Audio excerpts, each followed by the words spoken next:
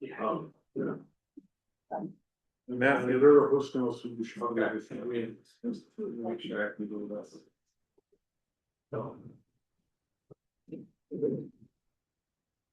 So it's the only thing is like money to generate the middle line. You control that.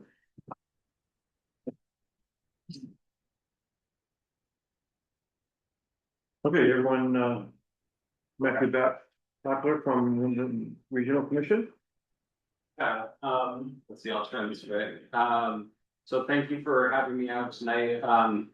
I was in Grafton back in December, so I see some familiar faces in that meeting in December. And those that were in attendance of that meeting might remember.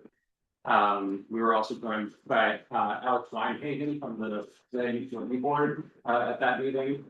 And at the December meeting, we talked a little bit about Wyndham Regional Commission and our regional plan update process, as well as the Act 250 changes that Alex Weinhagen and the Land Use Review Board are working on, specifically Tier 3 and the road rule.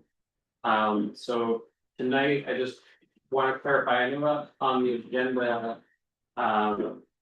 it does say I'll be talking about Tier 3 mapping.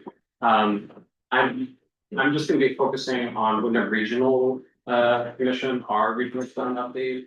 I think this will be very informative. There has been a lot of questions and confusion around our regional plan work we're doing and work that the Land Use Review Board is doing with Tier 3. So I'd be happy to try to answer Tier 3 questions as best as I can, but that's really under the purview of the Land Use Review Board. But I just wanted to mention that up front. I'll mention this for the end too. Wyndham Regional is hosting a public meeting a week from today on March 17th with Alex Weinhagen from the Land Use Review Board.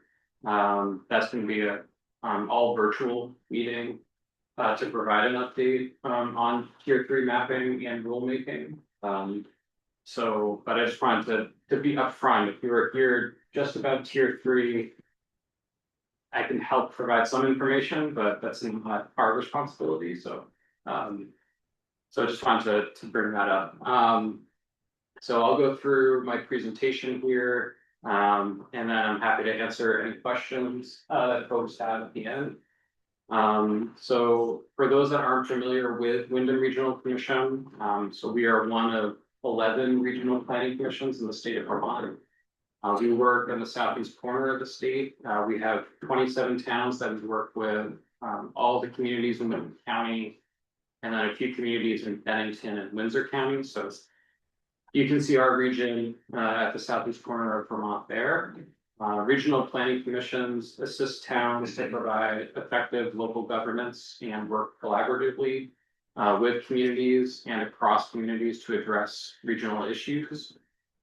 We assist, I'm sorry, those 2 points are duplicated there, so I apologize for that. A lot of the work we do is providing towns with municipal planning assistance. We work with, for example, the Grafton Planning Commission, assisting the Planning Commission with town plan updates. We work with towns that have zoning to help them with zoning bylaw updates. We work on regional issues around water quality, transportation. We have a brownfield redevelopment program, and any other host of other issues that we work on as well. So that's who we are, Wyndham Regional Commission. Regional planning commissions have been in existence since the mid-1960s in the state of Vermont. In terms of our Wyndham Regional Plan, similar to towns, we also have a regional plan that addresses many of the same topics that are included in your town plan. Our regional plan provides policy guidance on growth and development within Wyndham Region. We use our regional plan to establish our work program, similar to how Grafton would use its town plan to create its work program for projects the select board's gonna work on, projects the planning commission's gonna work on. Our regional plan also serves as a policy basis. If we are commenting on an Act 250 land use permit application or Section 248 through the Public Utilities Commission, regionally significant projects. Under those two state programs, we would look at the policies we have in our regional plan to see what our plan says about those projects. It's important to note, our regional plan is only advisory, so we're not a regulatory agency in any way. We don't have regional zoning or countywide zoning as other parts of the country do, so we don't have any permitting or regulatory authority, so our plan is only advisory. We are in the process of updating our regional plan based on Act 181. And that's why we're going through this regional plan update effort. Just to provide some background information on Act 181.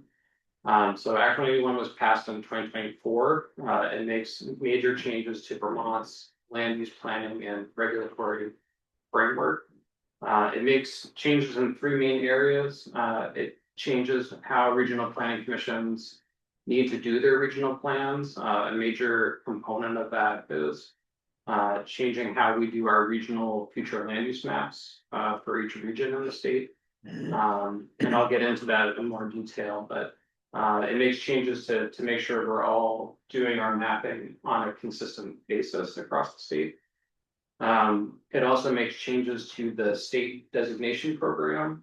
So the state has for Grafton has a designated village center that encompasses your historic village center here.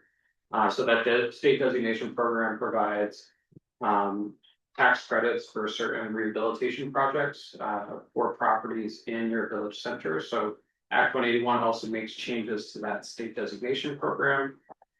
And then it also makes the changes to Act 250 jurisdiction. So that's the different tier levels, and so we can talk about that as well. One of the main goals of the Act 181 reforms is trying to make it easier for growth and development to occur in our established centers where we already have infrastructure and our population and employment centers, and then trying to strengthen Act 250 jurisdiction in areas where there are more natural resources present. So just up front, we have a handout in front of the room too about Act 181 and the Wyndham Regional Plan. We received a lot of questions about Act 181 and how it relates to our regional plan. So I did want to just address a couple things up front because these are some common questions that come up as we meet with towns. So our regional future land use map does not relate in any way to tier 3. So the tier 3 mapping process is the responsibility of the land use review board, and it's a separate mapping process. So we don't control that at all. Areas that are mapped as rural conservation by Wyndham Regional are not the same as tier 3. Our regional plan policies still allow for development in rural conservation areas. Our plan includes language about really only encouraging low density residential, so single family homes, forestry, agricultural enterprises, very low impact developments in rural conservation areas, but it's not, again, our plan is not regulatory in any way, so it doesn't have any effect on how a landowner might use their property in those areas, but even in the plan itself, it still supports development in those areas. And then I know Grafton does not have zoning bylaws, but our regional future land use map does not impact municipalities that have zoning bylaws. So towns still control zoning at the local level. And our regional plan, again, is just advisory and more a visionary. Can I just ask a question? Sure. The rural agriculture and forestry designation. does that allow any development? So it does as well. So the rural agriculture and forestry designation. And if you don't mind, I have a No, no, slide that'll get no, to it, just in a few slides. So. As I mentioned, with Act 181, regional planning commissions now have to map these future land use areas that are shown on the slide consistently, statewide. And I'll go through these in a little more detail here. I would just note too, Wyndham Regional has had a future land use map for many, many years. We've had a regional plan for decades. Act 21 changes what we're calling these land use districts. But there's not a significant difference between what we've been doing up until now and the Act 181 changes. It's just requiring that all RPCs are doing that consistently across the state. So it's not a big departure from what we've been doing historically. And so if you're a property owner in Grafton and you may never have heard of our regional plan before or interacted with it, with these changes that we're working on, it will continue not to impact you, I guess. Yes, sir. When you say that, it doesn't impact us, but that's the effect of the regional plan to the town. That's not referring to the impact of the mapping of 181, correct? So under Act 181, so it will not, the work that Wyndham Regional is doing, my organization, won't impact you, but Correct. the mapping being, the tier 3 mapping being done by the land use review may impact you. But Correct. I, Just yeah, want to make it clear Yeah. when you said there yeah, wasn't gonna be any changes, Yeah. basically the same, but we're talking Yeah. relative to the regional plan. yes, thank you for that clarification. So this evening, when I talk and say there won't be any impact, I'm speaking on just behalf of Wyndham Regional, so I Correct. can't speak on behalf of the land use review board. Correct. So, but thanks for that Okay. clarification. Yeah, I just had a follow on to Alan's question. So, but the regional, Wyndham Regional is making, could you just go back to your previous slide, please? This Thank one, you. But Wyndham Regional is making change to the maps that you currently have Mhm. using this terminology, which is consistent with Mhm. Act 181. Is that correct? That is correct, but so Act 181 includes. The changes we need to make to our regional plan, but it also includes the changes to Act 250. So it's. Act 181 is this big umbrella. So the work we're doing is under Act 181, but the land use review board in tier 3 is happening over here. So they're separate processes that are not, but it's all under Act 181. Wow, It's sounds like a Rubik's cube. complicated.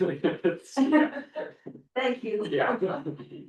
Or two different chapters. Yeah, maybe next time there's, yeah.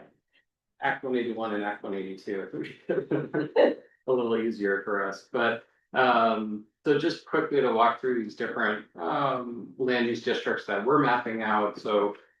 We're mapping downtowns and village centers, so these are mixed use town centers that include commercial, residential and civic uses.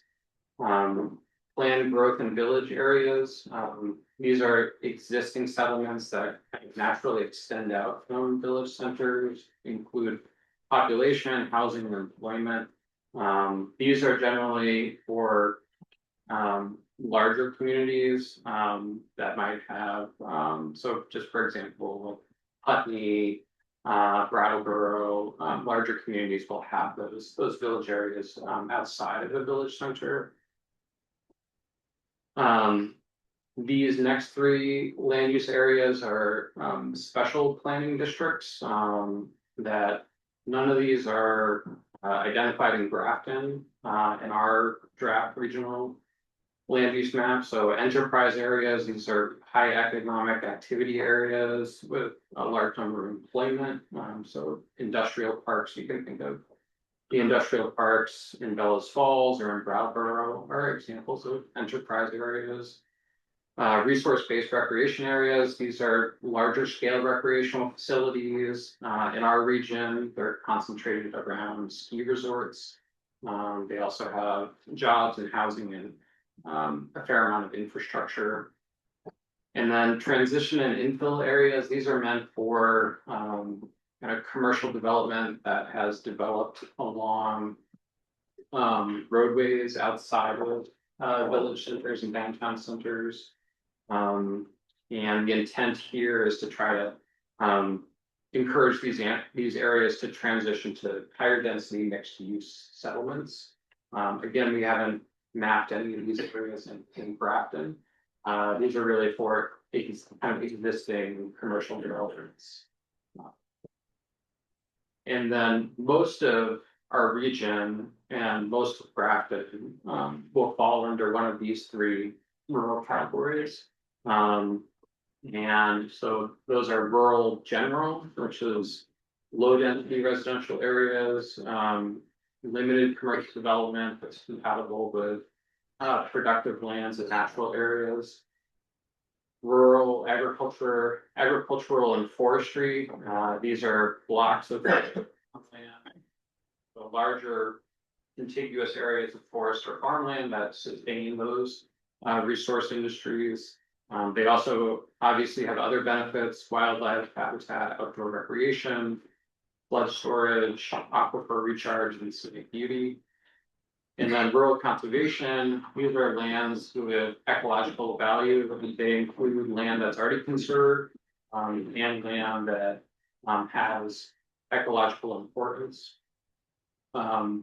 So as I mentioned, for rural conservation, our plan, and again, our plan is just advisory, but the language in our plan still allows for very low density residential development.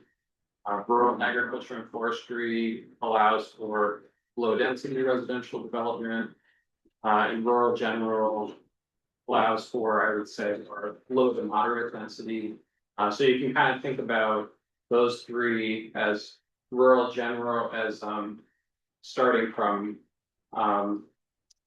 less restrictive in terms of growth and development to more restrictive in terms of growth and development, but our plan is not regulatory, so this is just kind of a general policy framework for the region.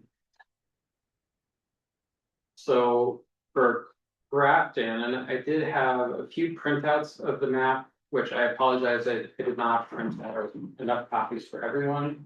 So there are some printouts that if you wouldn't sharing them amongst yourselves, because I recognize it's maybe a little difficult to see on the screen. But so for Grafton, we've just mapped out 4 land use areas.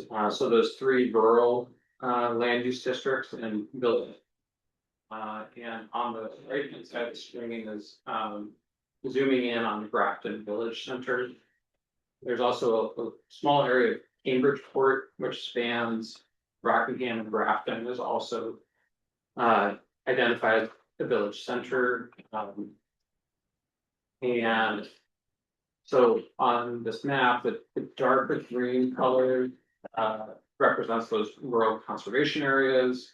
The lighter green is rural agriculture and forestry, and then the yellow is rural general. And just to do a comparison, so again, the map on the left is our draft from our draft regional plan that we're working on currently. We just recently adopted our 2025 regional plan last July. And so we're now making amendments to address Act 181, but the map on the right hand side is the future land use map from the current plan. And in that map, the dark green is what we had called resource, which is similar to the new Act 181 Rural Conservation District. Productive rural is similar to rural agriculture and forestry. Rural residential is similar to rural general, and then village is similar to village, so. As you can see, looking at them side by side, there are differences between our current map and the 2026 draft map. But generally, there's a lot of consistency between the two maps. And again, because these, I just want to emphasize, it's not a regulatory map in any ways, the map that we're producing. Yeah. Okay, now what is the mechanism of collaboration between WRC and the town in establishing these new designated, and particularly boundaries of these Yeah. areas? So that's what we're here for this evening. So we did a draft map for the whole region, and then we're meeting with every town in the region to review the draft map as it impacts their town. And so, we're here to go over the process and also receive feedback. Because this map is not finalized, so. So we welcome any input, and we can make changes to the map. That being said, we need to create our map so that it's meeting the Act 181 requirements, so we still need to make sure that we're mapping these areas so that's consistent with Act 181. But there's a lot of area to work with the town to make changes. Go ahead. The rural conservation areas, can housing be built in these areas? Yes. Single residential housing? Yeah, so again, and because Grafton doesn't have zoning bylaws, so there's no local land use regulations that would regulate what could be built in those areas. And our plan, Wyndham Regional's plan, is also not regulatory. And it would only be if an Act 250 permit was required. But that's not, we don't have any oversight or control over Act 250. Okay, on the map I looked online, Yeah, there's a watershed area above me on one side of the mountain. My concern is if housing is developed above me, yeah, the water flow down the mountain when it's torrential rains causes washouts to State Church Road and also other problems. If housing is built up there, yeah, strips the forest a little bit more, there'll be even more rain coming down. yeah. How is regulation gonna help prevent that? Yeah, so if our organization doesn't have any control over that, so that would be. If if the town had local zoning bylaws that might impact that, depending on the scale of the project and whether or not it But falls. if it's in a watershed area, can they build housing there? Well, it's a question of whether, if there's any state permitting required. And I couldn't speak to whether or not a state permit would be required. It kind of depends on what wetland resources or water resources would be impacted. It also, depending on with the tier 3 mapping, which is being done by the Land Use Review Board. It could be areas in that part of town fall under the new tier 3 jurisdiction, which may require an Act 250 permit, but that. I wish I could speak to it in more detail, tier 3, but that is being done by the Land Use Review Board. Alright, it's just that I noticed that the area above me on the mountain area is this green conservation area. Yeah. And it's also, I noted online, it showed that's also for habitat for animals to pass through. Yeah, So between those two things, yeah, I would think that the developments couldn't happen up there, but.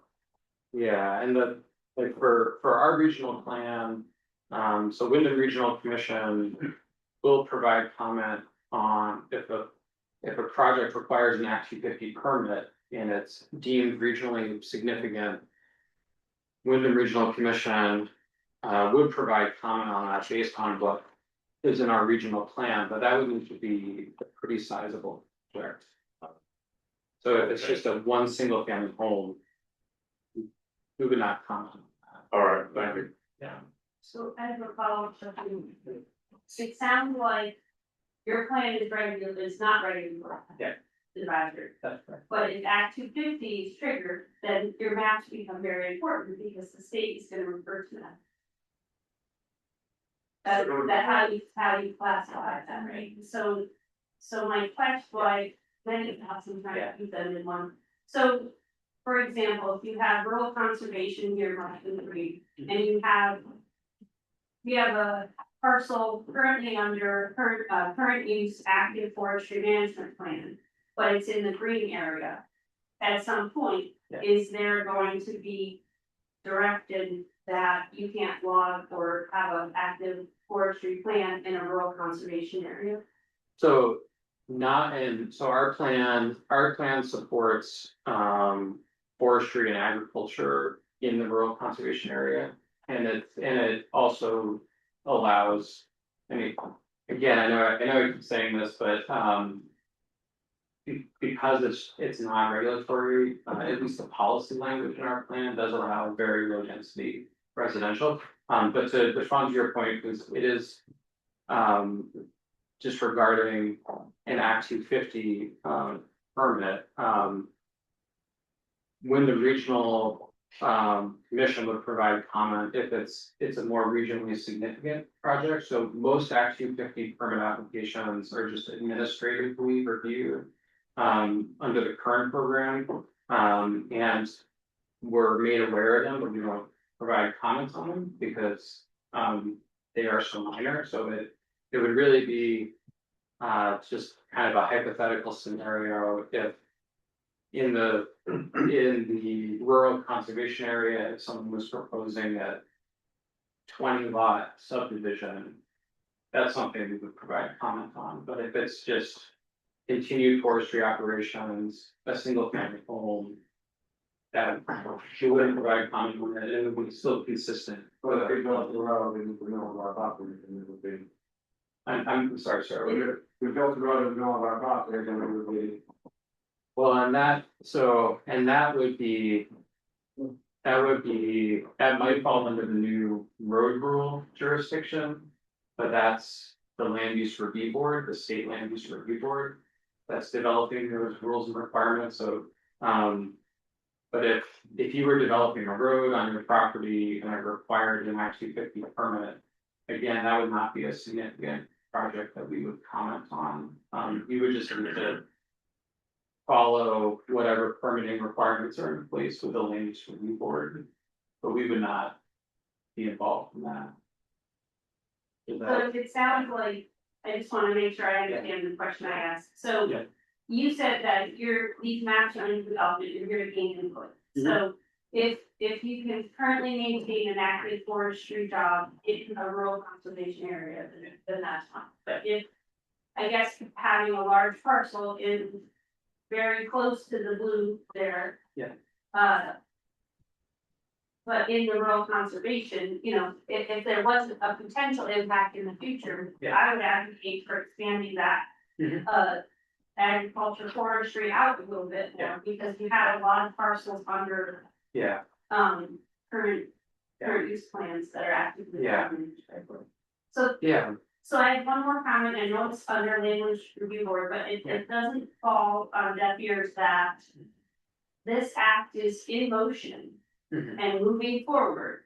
Mhm. But still, the rules haven't been decided, the maps haven't been decided, so it puts us kind of in a little bit of a pickle because we can't even wrap our minds around it because the Yeah. state has started something. That's a And lot. I know it's not it's not you, they're not here, they have not heard by it, but that is Yeah. challenging. yeah, and Yeah. I completely understand the concerns and, if possible, I think you have a copy of the map there. Yeah. If possible, if you're going to kind of just indicate the area that again, we're here to receive input, and, yeah, and it's especially because we're doing this mapping for the entire region, and so we don't have the local knowledge that you all have about every property. And we're having to do the mapping. Using criteria and just kind of mapping it out, and then that's why we're going to meet with towns to get there. Because with every meeting I've had, there's been at least a couple properties that get changed because we don't know all the answers at the local level, Well, but county foresters know where, yeah, current use plans are, Yeah. he's a private forester, so Yeah. they do. Yeah. Consultation with people who manage these plans, might be. yeah. We do have to not so strong, not word. You're bringing, if there are other questions on it. I think it'd be really helpful, Yeah. at least to me, and I expect to everyone. Mhm. You show the map and you show the classifications, Yeah, but what do the classifications really mean? sure. You know, Sure. what's the restrictions and what's the allowable in those different regions? Yeah, And then you can say, oh, yeah, that makes sense. Yeah. Or, no, I got a problem with that. Yeah. And so yeah, just seeing the color and the classifications part of it, but what does it really mean? yeah, yeah. And do you have the definitions of these classifications? So, so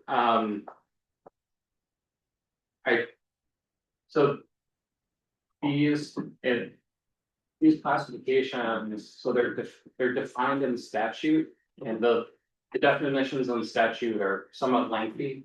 So I did try to abbreviate them here, just to not put a lot of statute language up on the slide. But again, our regional plan is able to provide more kind of context. Versus because the statute definitions are relatively short, and very legalistic. So our regional plan will provide more of a narrative description of these. And again, I understand the concerns about, how this impacts, a property owner's ability to use their land, but,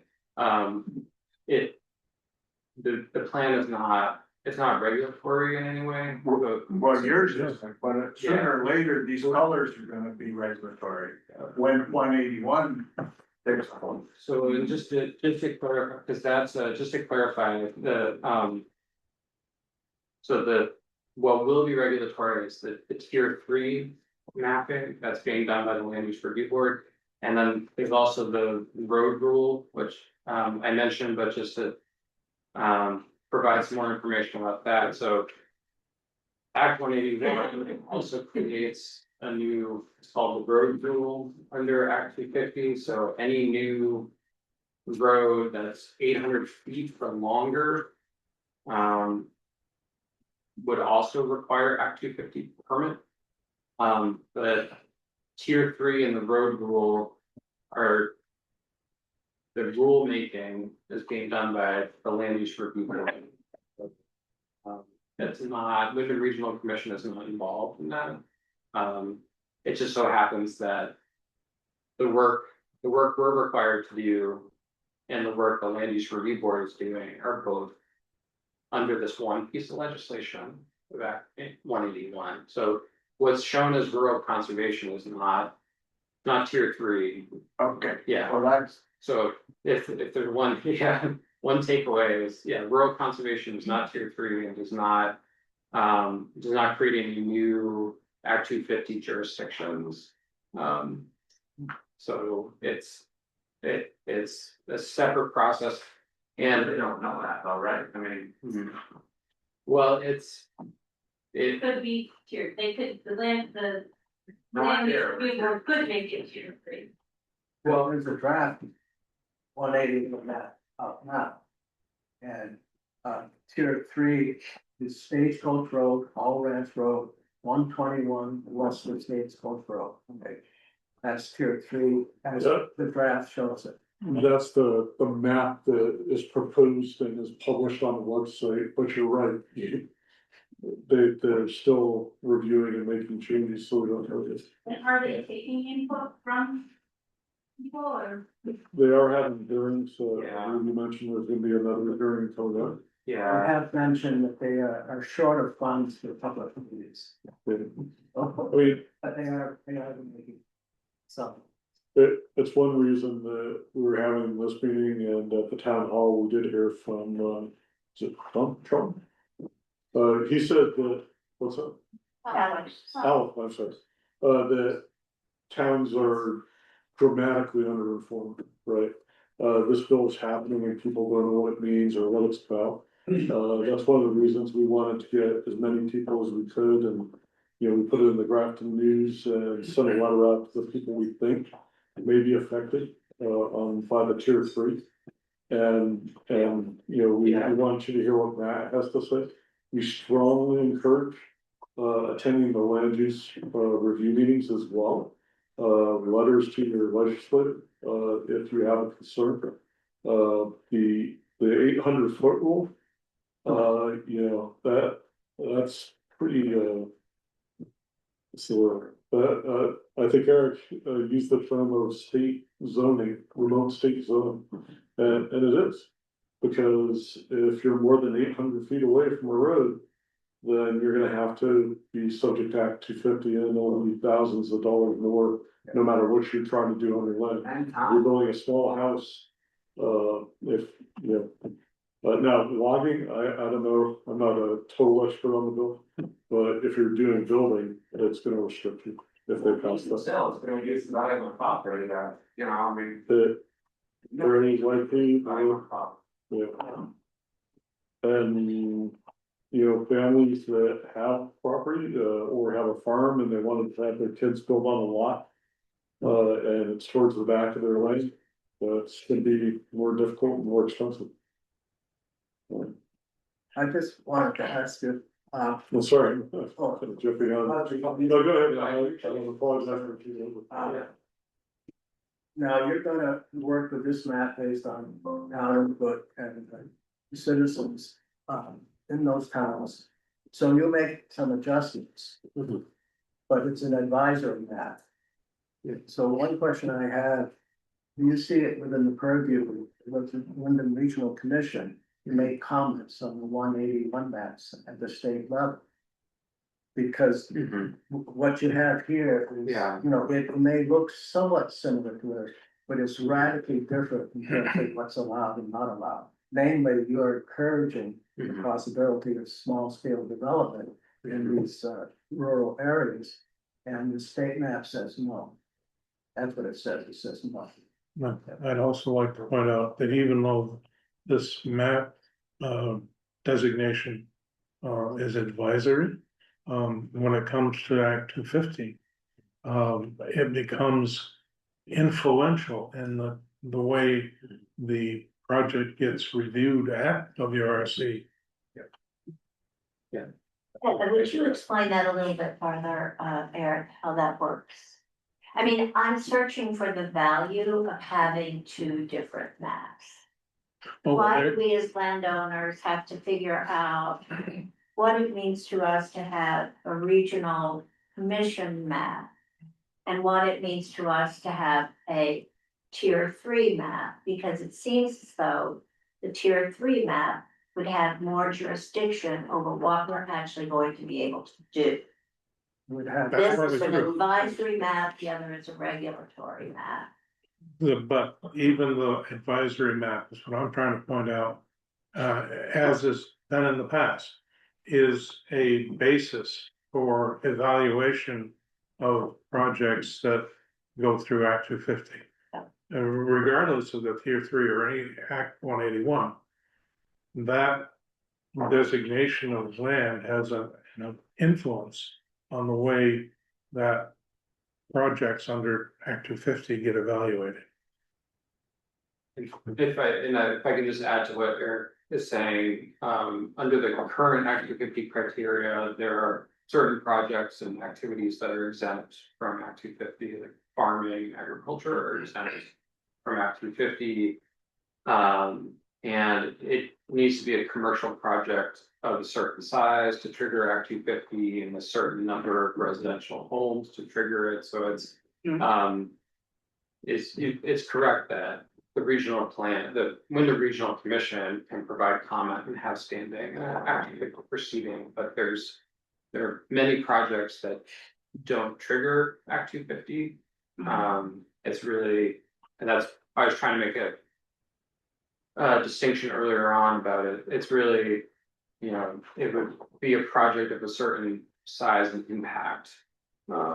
Where Wyndham Regional would have more input on that, just based on our original plan, and at the end of the day, we're providing comments, but it's still the state that's approving an Act 250 permit, so we're not in a position to say yes or no to an Act 250 permit, we're just. If I could just Right. add, I know that you've been very patient with my questions, so I appreciate it. What I think I'm hearing Eric say, which is a very key point in this discussion, if I'm hearing Eric correctly, is that when we see the tier 3 maps, they are going to designate the areas where Act 250 will be triggered under certain criteria.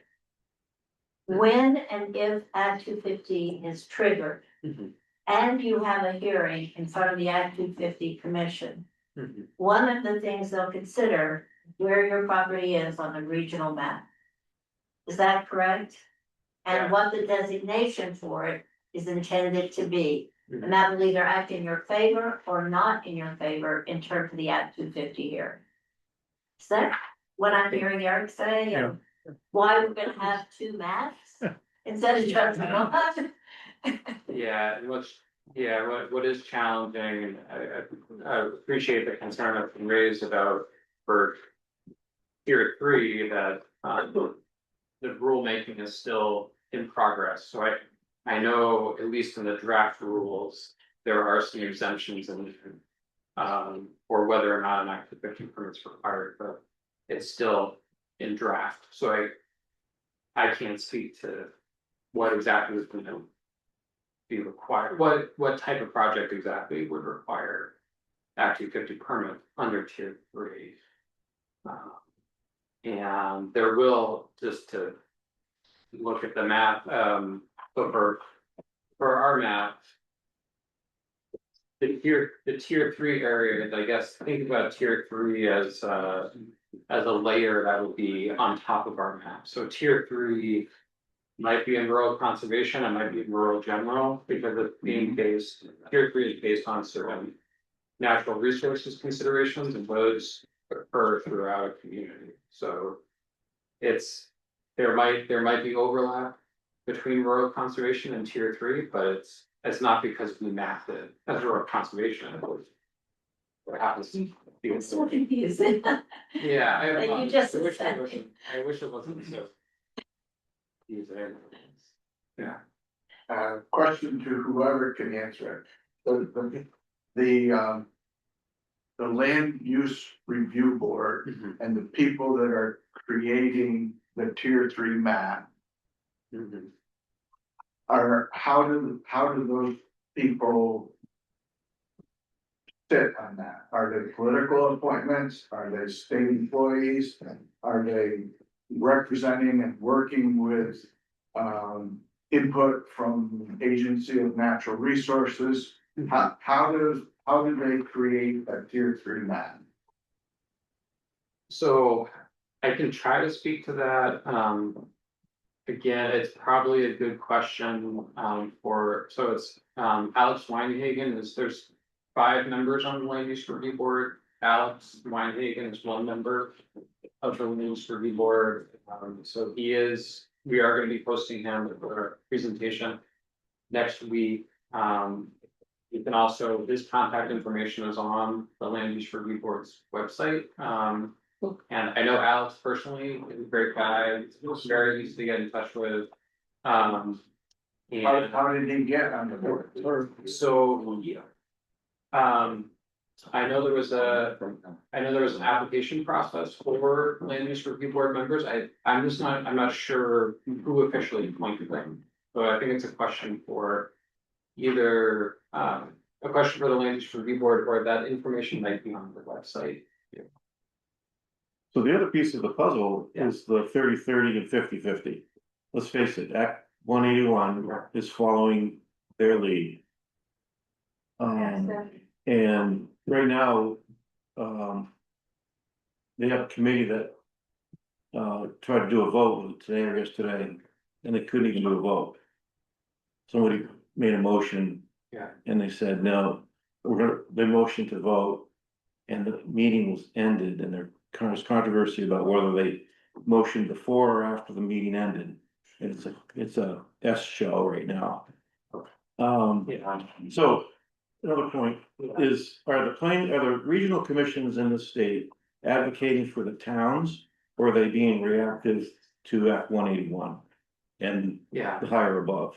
I think the planning commission, the regional commissions need to be advocating for the towns, period.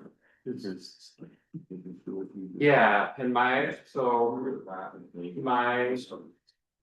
role, you know, I'll try to be careful here. My role is, we need to develop a regional plan that meets the state requirements, because our regional plan needs to be approved by the land use review board.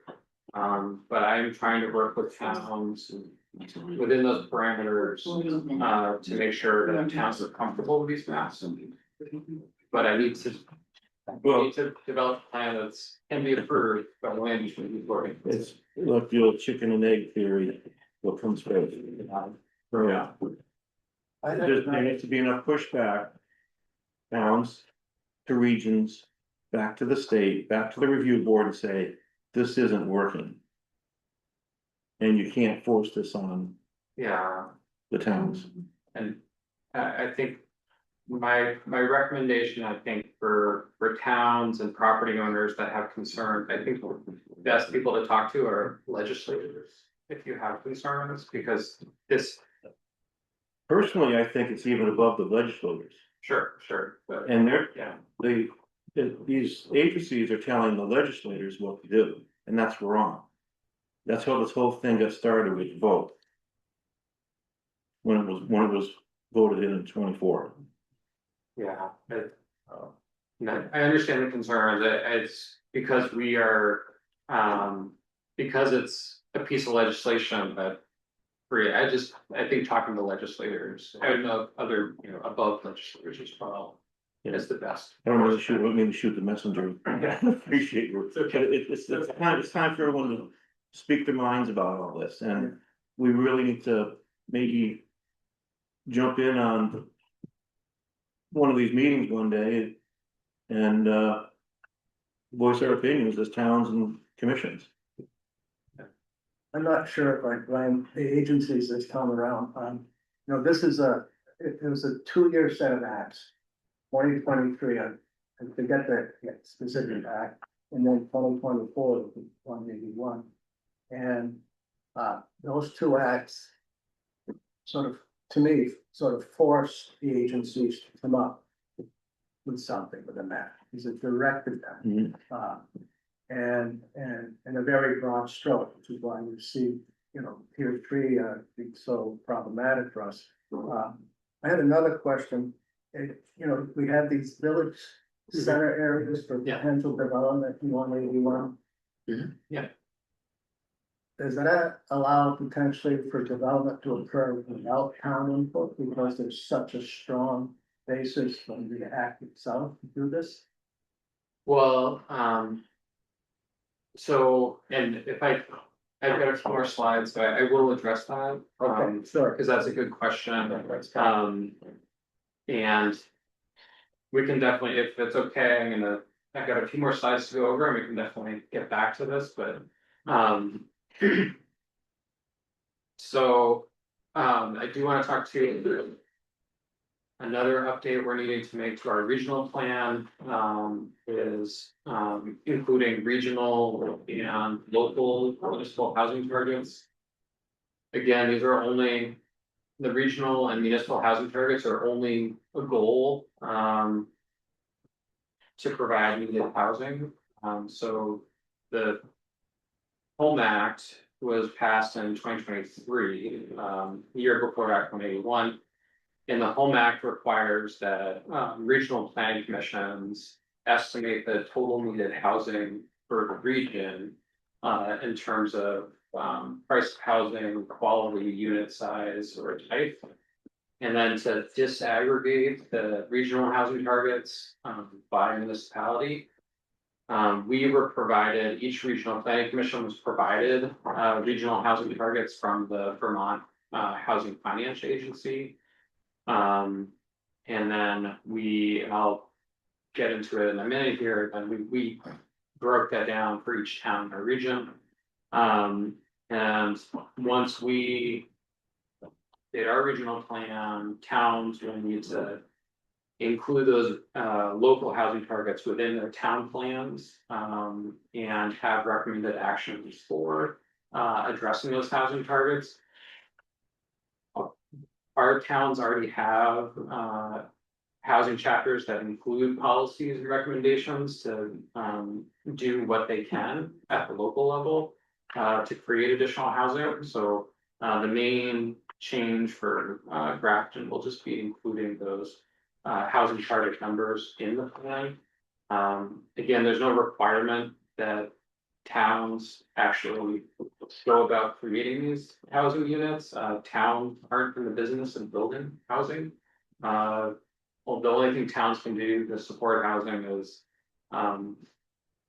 provide for regulations that allow for housing to be developed primarily. So for Wyndham Regional to break down the regional housing targets to the local level, we based our municipal targets looking at existing town populations, existing number of housing units, so just year-round dwellings, not seasonal dwellings. We have a number of towns, including Grafton, that have a high number of seasonal dwelling units. And then we also looked at whether or not a town has public water and wastewater infrastructure to support higher intensity of residential development. For Grafton, so on the lower half of the slide, and I would just focus on the 2050, not 2030, because by the time our regional plan is done at the end of this year, we'll only be 3 years away from 2030. But for 2050, and again, we were provided our housing targets at the regional level. We were provided with a range, a lower and upper range. So for Grafton, for 2050, it's between 77 and 151 units, which, breaking that down on a yearly basis, that's approximately 3 to 6 new housing units per year between now and 2050.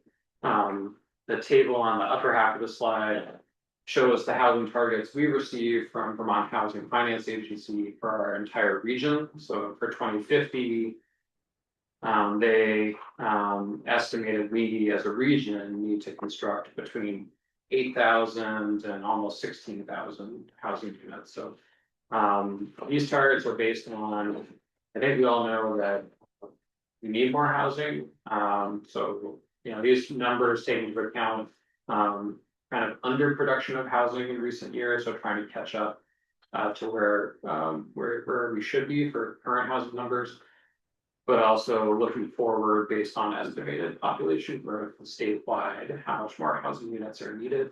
Again, these are just goals, so there's no requirement that these housing units be constructed in Grafton, and no one is monitoring that. But I did want to just mention that, but that's something also in the regional plan. Do you have any graphs that show just recently, like from 2020 to 2026, how you are on target or off target? So we don't track. We don't, at Wyndham Regional, we're not tracking the number of housing units constructed in our region. So how can you base these numbers? You said we're behind, or? So these numbers are from the state. So the state produced these housing targets based on their analysis of what we currently have for housing stock statewide, what's needed. So that these aren't numbers that we produced. So we're providing them at the regional level, and then we're responsible for taking the regional numbers in coming up with local housing targets. But we're not tracking this, and the state's not tracking it, again, that's kind of an aspirational. Okay. This is all new construction? So this would be, yeah, new construction, or I guess like rehabilitation. So it would Yeah. include multifamily rehabilitation? So I guess if you converted a single family and say a duplex or 3 unit, that would count as additional units. I'm thinking of like Canal Street and Bellas Falls, they Okay, put in 30 units there. yeah, so that would be. Those would be part that of would this be number? Yeah, Okay, so in other words, the communities are being built up and they want people to move there and not out in the country, basically what their goals Well, are. yeah, we, in the way we split up the numbers, and once we have a draft of our plan done later this spring, you'll be able to see numbers for every town in the region. And, we wanna, again, these are just aspirational numbers, but, a town like Brattleboro or Bellas Falls that has more infrastructure in place is likely gonna be able to support more housing construction than in Grafton. But also recognizing towns like Grafton also want to see housing too. So that's not as if all the housing should be in Brattleboro, but there's probably there's gonna be a lower amount of housing units in Grafton compared to places that have more infrastructure. Support that, if that makes sense to you. Just as a point of reference, and that's the sentiment of the planning commission here going forward, we're trying to limit unrealistic aspirations in our town plan. And I would point out that most of the new housing for families that have school age kids has not happened in Grafton, but it's been in Athens. And in keeping with what has been experienced statewide, the degree of regulation that has been put on housing has had a direct influence on the cost of housing, driving families out of the market. So Yeah, anything that triggers Act 250 increases the overall cost for people in town. And maybe a little known fact to Act 250 is if you're a big landowner and you have a particular development within your property, say there's a wetland issue, or you want to do some kind of a commercial stand that all of a sudden is public facing and you have to have an Act 250 permit. All of your land now becomes under Act 250. And then in the future, if you want to sell off a chunk of land, the 250 goes with it. The tentacles are set. Not like that policy. Eric, I think I have been reading about Act 181. That, okay, so we're not talking about future when 181 is valid, that principle is not going to apply. That it will be, the tier 3 will only apply to that section of the property and not the entire property. I'm pretty sure that that's what it's gonna be in the future under But if 181. that landowner that is affected by the tier 3 happens to be one where they own land somewhere else, does that land, like all the other Act 250 operations, and a good example is Wyndham Foundation. They can't even put up a shed in town without having to go through an Act 250 process. Yeah, well, this will be a great question to ask Alex Feinhardt to clarify. But that's what I remember hearing at the previous meeting with him. It'd be really nice if it stayed right there with that property that was affected by tier 3. I would be very pleasantly surprised. We'll get an answer to that. Eric, I think Act 70, the 30/50. Has a lot of implications. For landowners with large parcels of land. What you're saying, they can't divide it, like pull out 10 acres for their family to build. Right, without Act 250 following, You have to do it. Yeah. happened with, Sidney Craven's land out Then I was reading on Act 70. One of the reasons they're putting all these standards in or regulations. They will generate all the costs. For the school tax. That was in that article, I just read it today. On Act 70. The, that 800 foot drive rule is gonna have Yeah, an that's impact as well on large properties. That's right. And then I think another part of 181 is it is meant to drive development and housing. But the provisions that give breaks and aid for that, when they apply to communities that have municipal wastewater, municipal water, fresh water and utilities. And zone, I think those are the four things. So most small towns in Grafton are not going to get the benefits that do come from some of the residential ordinance. Well, it's another question that has people.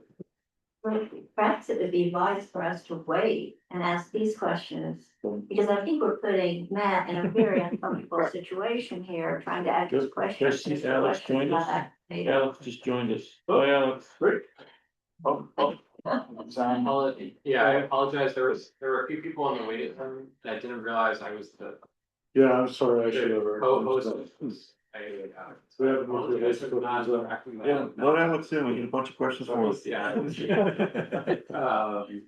But I have a few more slides, Okay. that I'll just cover. So we've talked about this some already, but just to kind of revisit this and summarize, Act 181 and how that relates to, Act 250 changes and the 3 tiers and responsibilities. On the left-hand side of the screen here, I'm just showing what regional planning commissions are really responsible for when it comes to Act 250 and the new tier system. So regional planning commissions are mapping areas that would be eligible for tier 1. So tier 1, these are areas that are eligible for exemption from Act 250. Tier 1A are areas that would be fully exempt, and tier 1B would provide for exemption for housing projects that include up to 50 units on 10 acres or land of less. For Grafton, Grafton is not currently eligible for tier 1 exemption. One of the requirements for these areas is for a town to have municipal zoning bylaws. So because Grafton does not have that, you're not currently eligible for tier 1 exemption.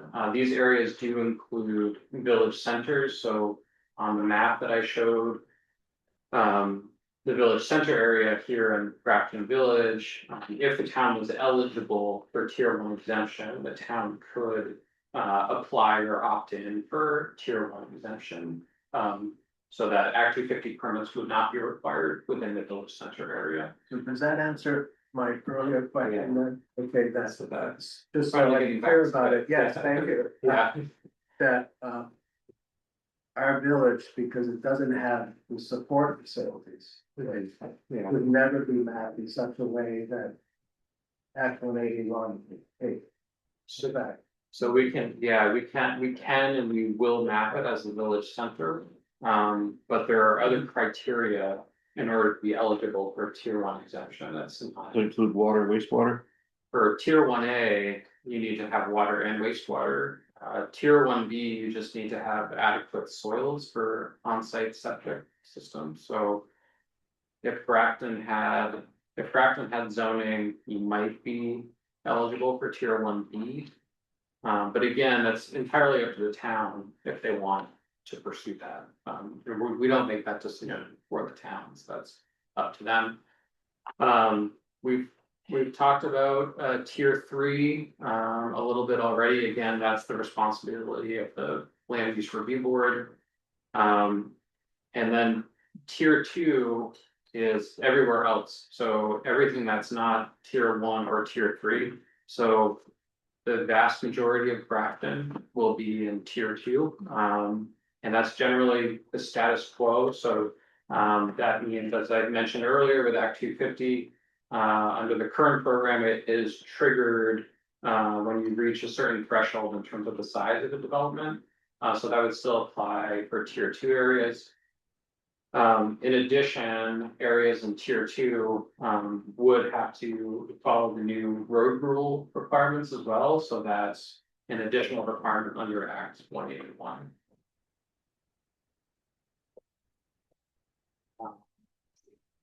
And so just to talk too about changes in the state designation program. So Grafton, as I mentioned, has a designated village center. The town doesn't need to do anything to retain that designation. And as I mentioned, there are tax benefits for properties in your designated village center for certain rehabilitation projects. It also benefits the town where you're eligible for certain state grants or will score higher for certain state grant applications. So with the reforms to the state designation programs, there are now just going to be designated centers and designated neighborhoods. So Grafton, with an existing village center, would automatically be a step 2 intermediate village. That program will excuse me, continue to be managed by the Department of Housing and Community Development at the state. So that transition will just happen without any changes that are needed by the town. We are in our draft, we are showing a slightly larger village center for Grafton to include some additional properties within that program. So that would just mean more properties that would be eligible for those tax credit benefits. Just because with the Act 181 changes, there's an opportunity for some slight increases in that village center area. So again, this is just showing the 2 village centers in Grafton, the main one being Grafton Village Center, but also a few properties in Cambridgeport were also showing as being the village center, and that extends into Rockingham. I have a question. You mentioned tax benefits and grants. What about, we have a big question about our school. Right now, we have 21 children with a big budget. It may close, I don't know, it's up to the town's folks. Yeah. But if it does close, we have a building in the village center. Yeah. And there's questions as what are we, you know, we own, the town owns that school. Yep. What are the concerns with all this ruling? You mentioned the state would come in terms of community housing and community development if it became a housing project. Or sold to a business. What are the implications we have to face? Yeah, I think, you know, I think it's a good question. I wish I had a clear answer. I think it's a good question for the Department of Housing and Community Development, and I can provide contact information for them just to see what, I think it can only help the town if the school property is in that village center designated area. But I can't speak to specific programs that you might be eligible for. But I think it would be, it's beneficial for the town. Matt, just have one last question on the descriptions, rural agriculture, rural conservation. In our rural plan, we had critical resource area, resource lands, rural residential village, and then productive rural. Where do those go? Those fall into these four new categories, And I'm sorry, are you looking at your town plan? our old town, Okay, yeah, so, which followed what you. yeah, yeah, Is that- so. And when we, so with our current 2025 regional plan, map, you know, we based our mapping on what towns have done. Because towns that have town plans have their own future land use map. And so when we do our mapping, we look to see what towns have done. That's just one thing we factor in. I mean, we're also looking at the statute requirements. We're also looking at other factors as well, but we did look at what Grafton has on their future land use map. In terms of like, so once our regional plan is adopted, once Grafton works on their town plan and comes to Wyndham Regional, if the town wants us to approve your town plan, we're just looking to make sure it's compatible with our regional plan. And that just means that there's nothing in your town plan that would significantly impact what we have in our regional plan. They don't need to be exactly the same. It's just if there was something that was very inconsistent with our plan. Like you don't show any critical resource sign at all. So we do have a separate map in our regional plan that shows those critical natural resource areas. But that's a separate map, so I don't have that this evening. But we show those critical natural resources at the regional level, just like you show it at the municipal level for your town plan. But that's something in developing our regional map, we look at those critical natural resource areas as well, yeah. Cause those take away from development area as well. Yeah, right, and like with our regional plan, you know, just because an area is shown as rural general, for example, if there happens to be a wetland on your property. You're still gonna need to go through the state wetlands permitting process to develop that property, so. You know, with any natural resources, you know, happen across the region, and it might be that there's a critical natural resource on your property that's gonna impact what you can do with it.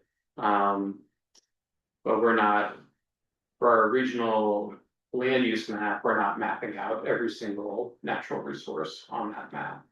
But we do have policies to protect those natural resource areas as well. Thank you. I just have a couple more slides. So as I mentioned too, with the Act 181 changes, our regional plan now needs to be approved by the State Land Use Review Board. So previously, our regional plan was adopted by our Wyndham Regional Commissioners, and there was not a state approval process. And so now all regional plans are approved by the Land Use Review Board. Once the Land Use Review Board approves the plan, towns automatically are enrolled in that state designation program. And towns that are opting into Tier 1 exemption automatically qualify for that Tier 1B exemption. And just to give you a sense of our timeline, so phase 1 of our regional plan update was happened last fall. That's when we were doing the draft maps and starting to update the text of our plan. Right now we're in phase 2 where we're meeting with towns and doing the future land use map drafting. We're gonna have a draft of our regional plan done this summer. We need to submit our plan to the Land Use Review Board in a pre-application process. We get comments back from them, and then we update our plan for final approval next fall. We need to complete our plan update by December 31st. Need to have it adopted by the end of this year. So for upcoming public meetings, I mentioned this, so this is the public meeting we're holding next Tuesday, to go over specifically tier 3 and the road rule. With Alex Weinhagen from our Land Use Review Board. This is a entirely remote meeting. We do have the meeting information up on Wyndham Regional's website.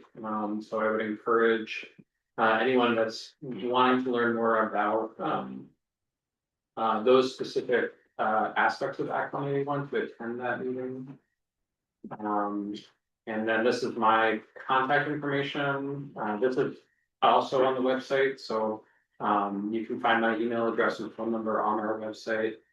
We also have a page on our website, just with information about our regional plan update process, with a lot more information about Act 181. Also the draft maps, once they're completed, they're posted on the website if you're curious to see how we've mapped adjacent towns as well.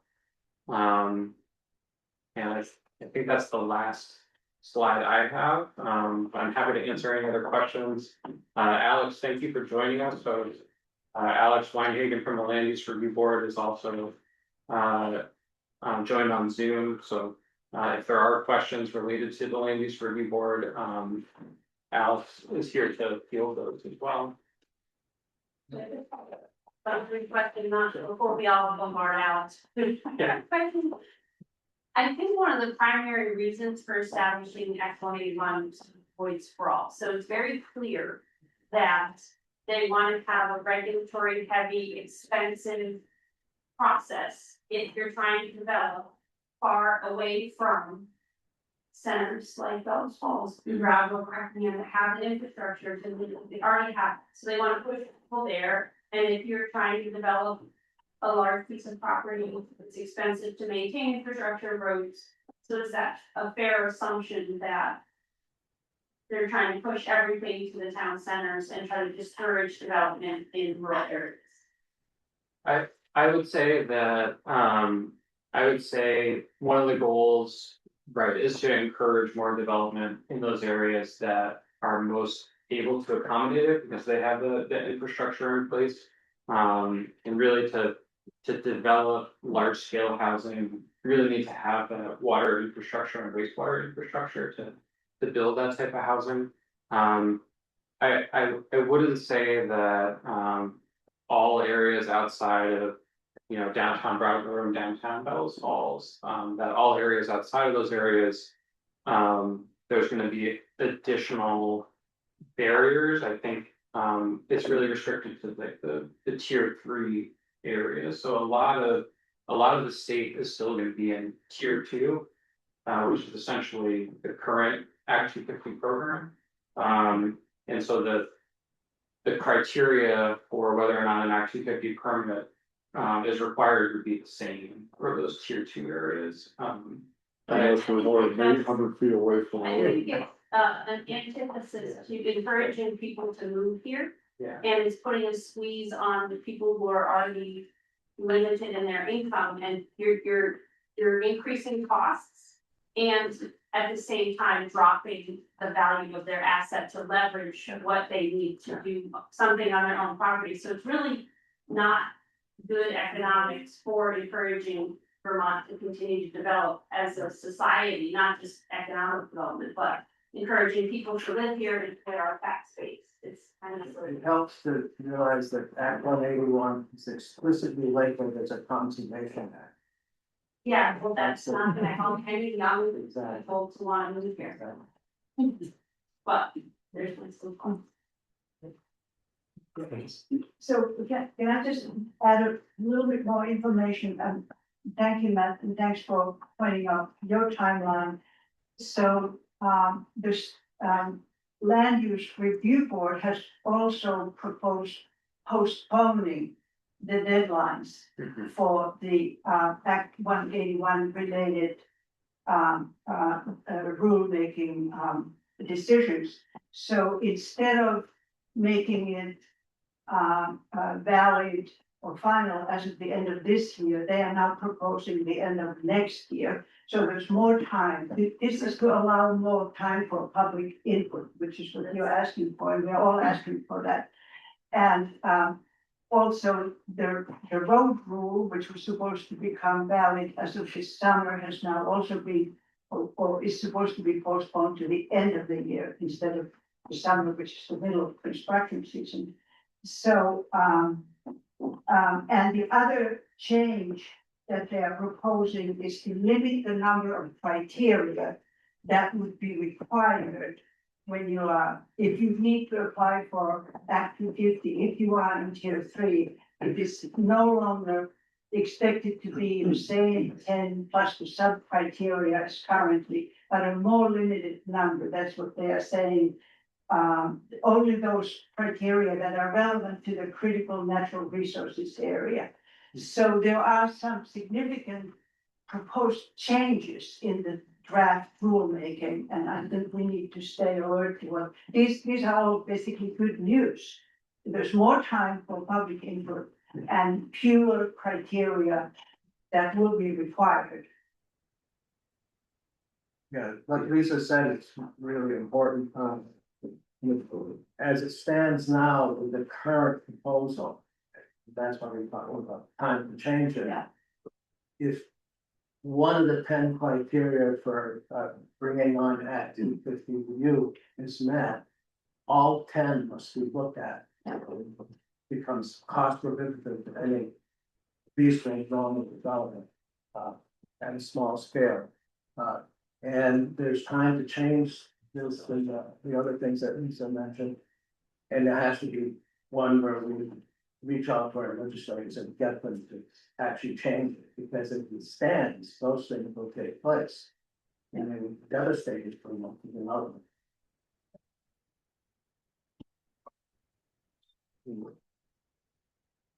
Matt, do you let the others in the waiting room out? Yeah, Was, I just let a few people in. on the convoy team?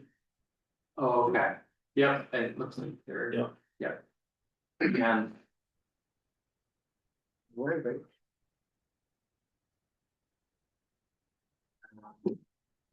Can we direct some questions to Alex? Yes. I think, yeah. Okay, Alex, are you able to hear people in the room? I can hear, yep. Alex, I'm interested to know how did you get your position? Is it a political appointment? Is it a paid full-time appointment?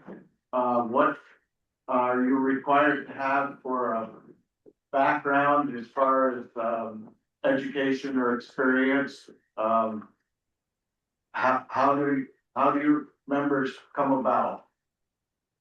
Sure. There are 5 of us. We replaced the Natural Resources Board, which was a 3-member board that used to administer Act 250 prior to Act 181. The 5 of us were seated last year in January 2025. And yeah, we are a professional board. In the past, the Natural Resources Board had 1 full-time chairperson, and the other 2 members were volunteers. This new 5-member board, we're all full-time staff members who are also board members. So the expectation is we can do more. Our capacity is greater.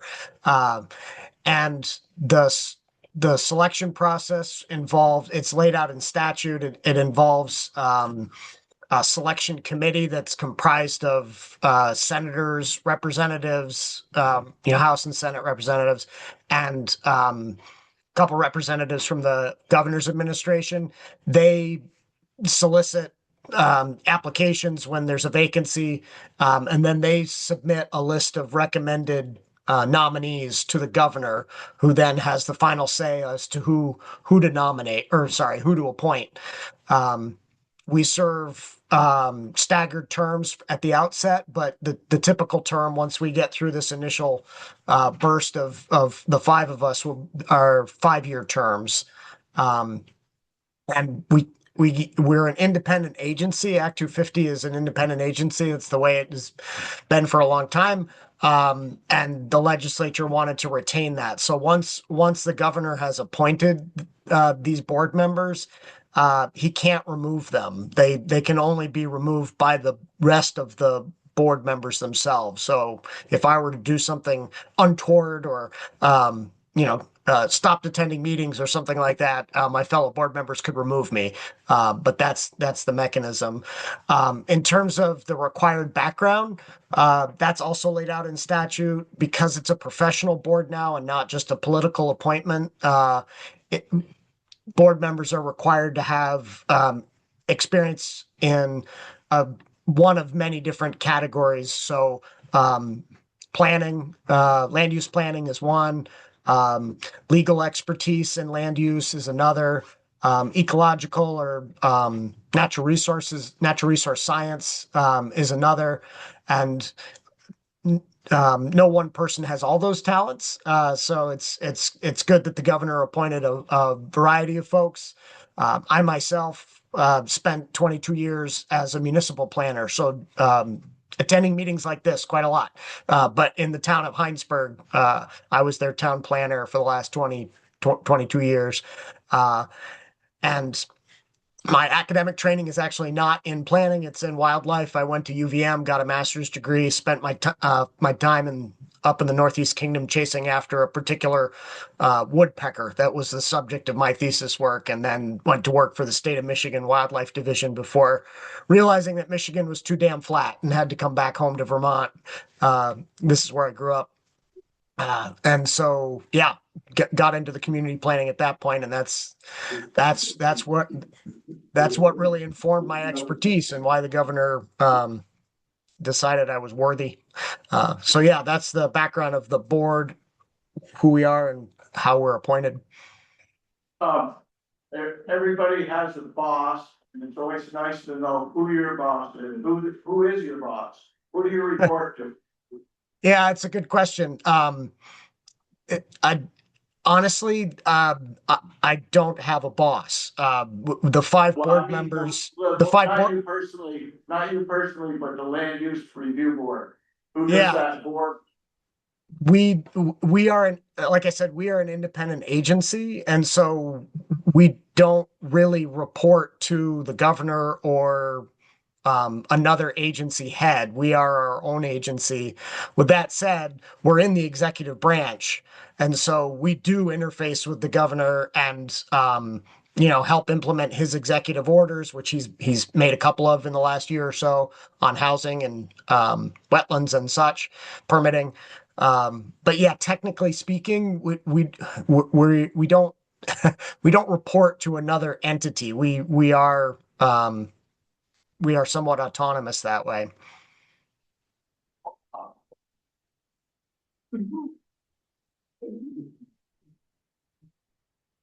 Oz. Al, you had a follow-on question before about how they develop tier 3 designations. Oh, thank you. How did you develop tier 3, and how did you develop the maps for tier 3? Yeah, great question. Just to say at the outset, we're not done yet. And we've only done one public draft that was released back in October, which we know had some issues. And we heard from folks that it definitely needs to be revised. So we're working on a new draft, expecting that by the end of April. It's taken a little longer than I would like, but that is what it is. But how did we develop the first draft?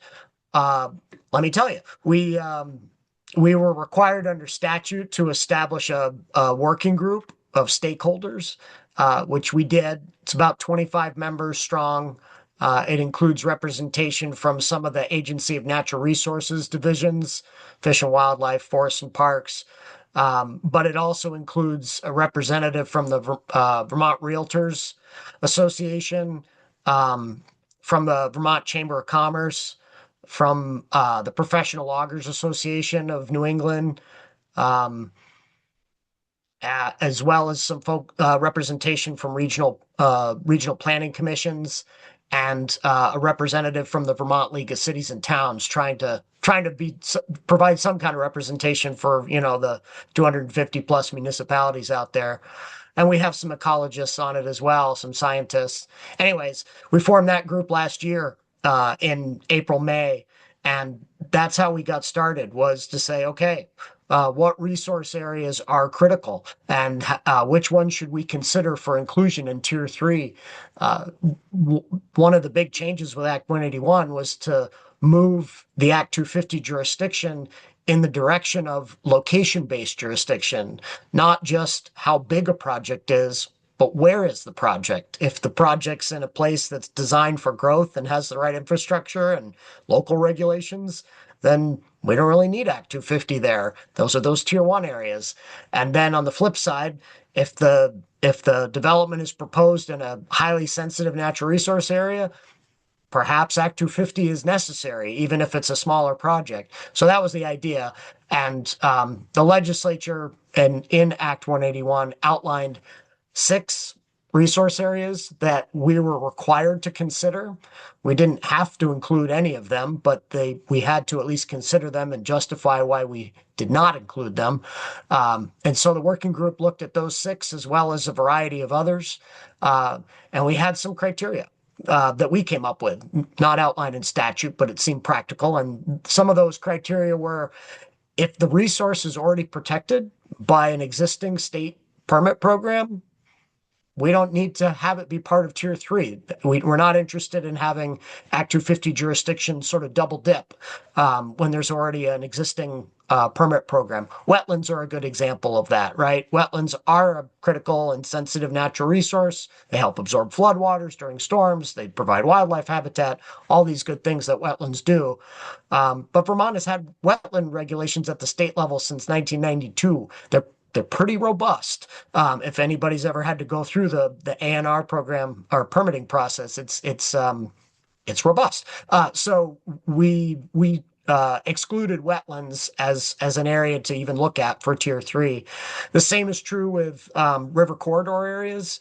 Right now there is not a statewide permitting program for development in a river corridor, but there will be one. And it's coming online sometime 2028, 2029. The Agency of Natural Resources is standing up this new permitting program. So that was one of the 6 resource areas that the law said we had to consider.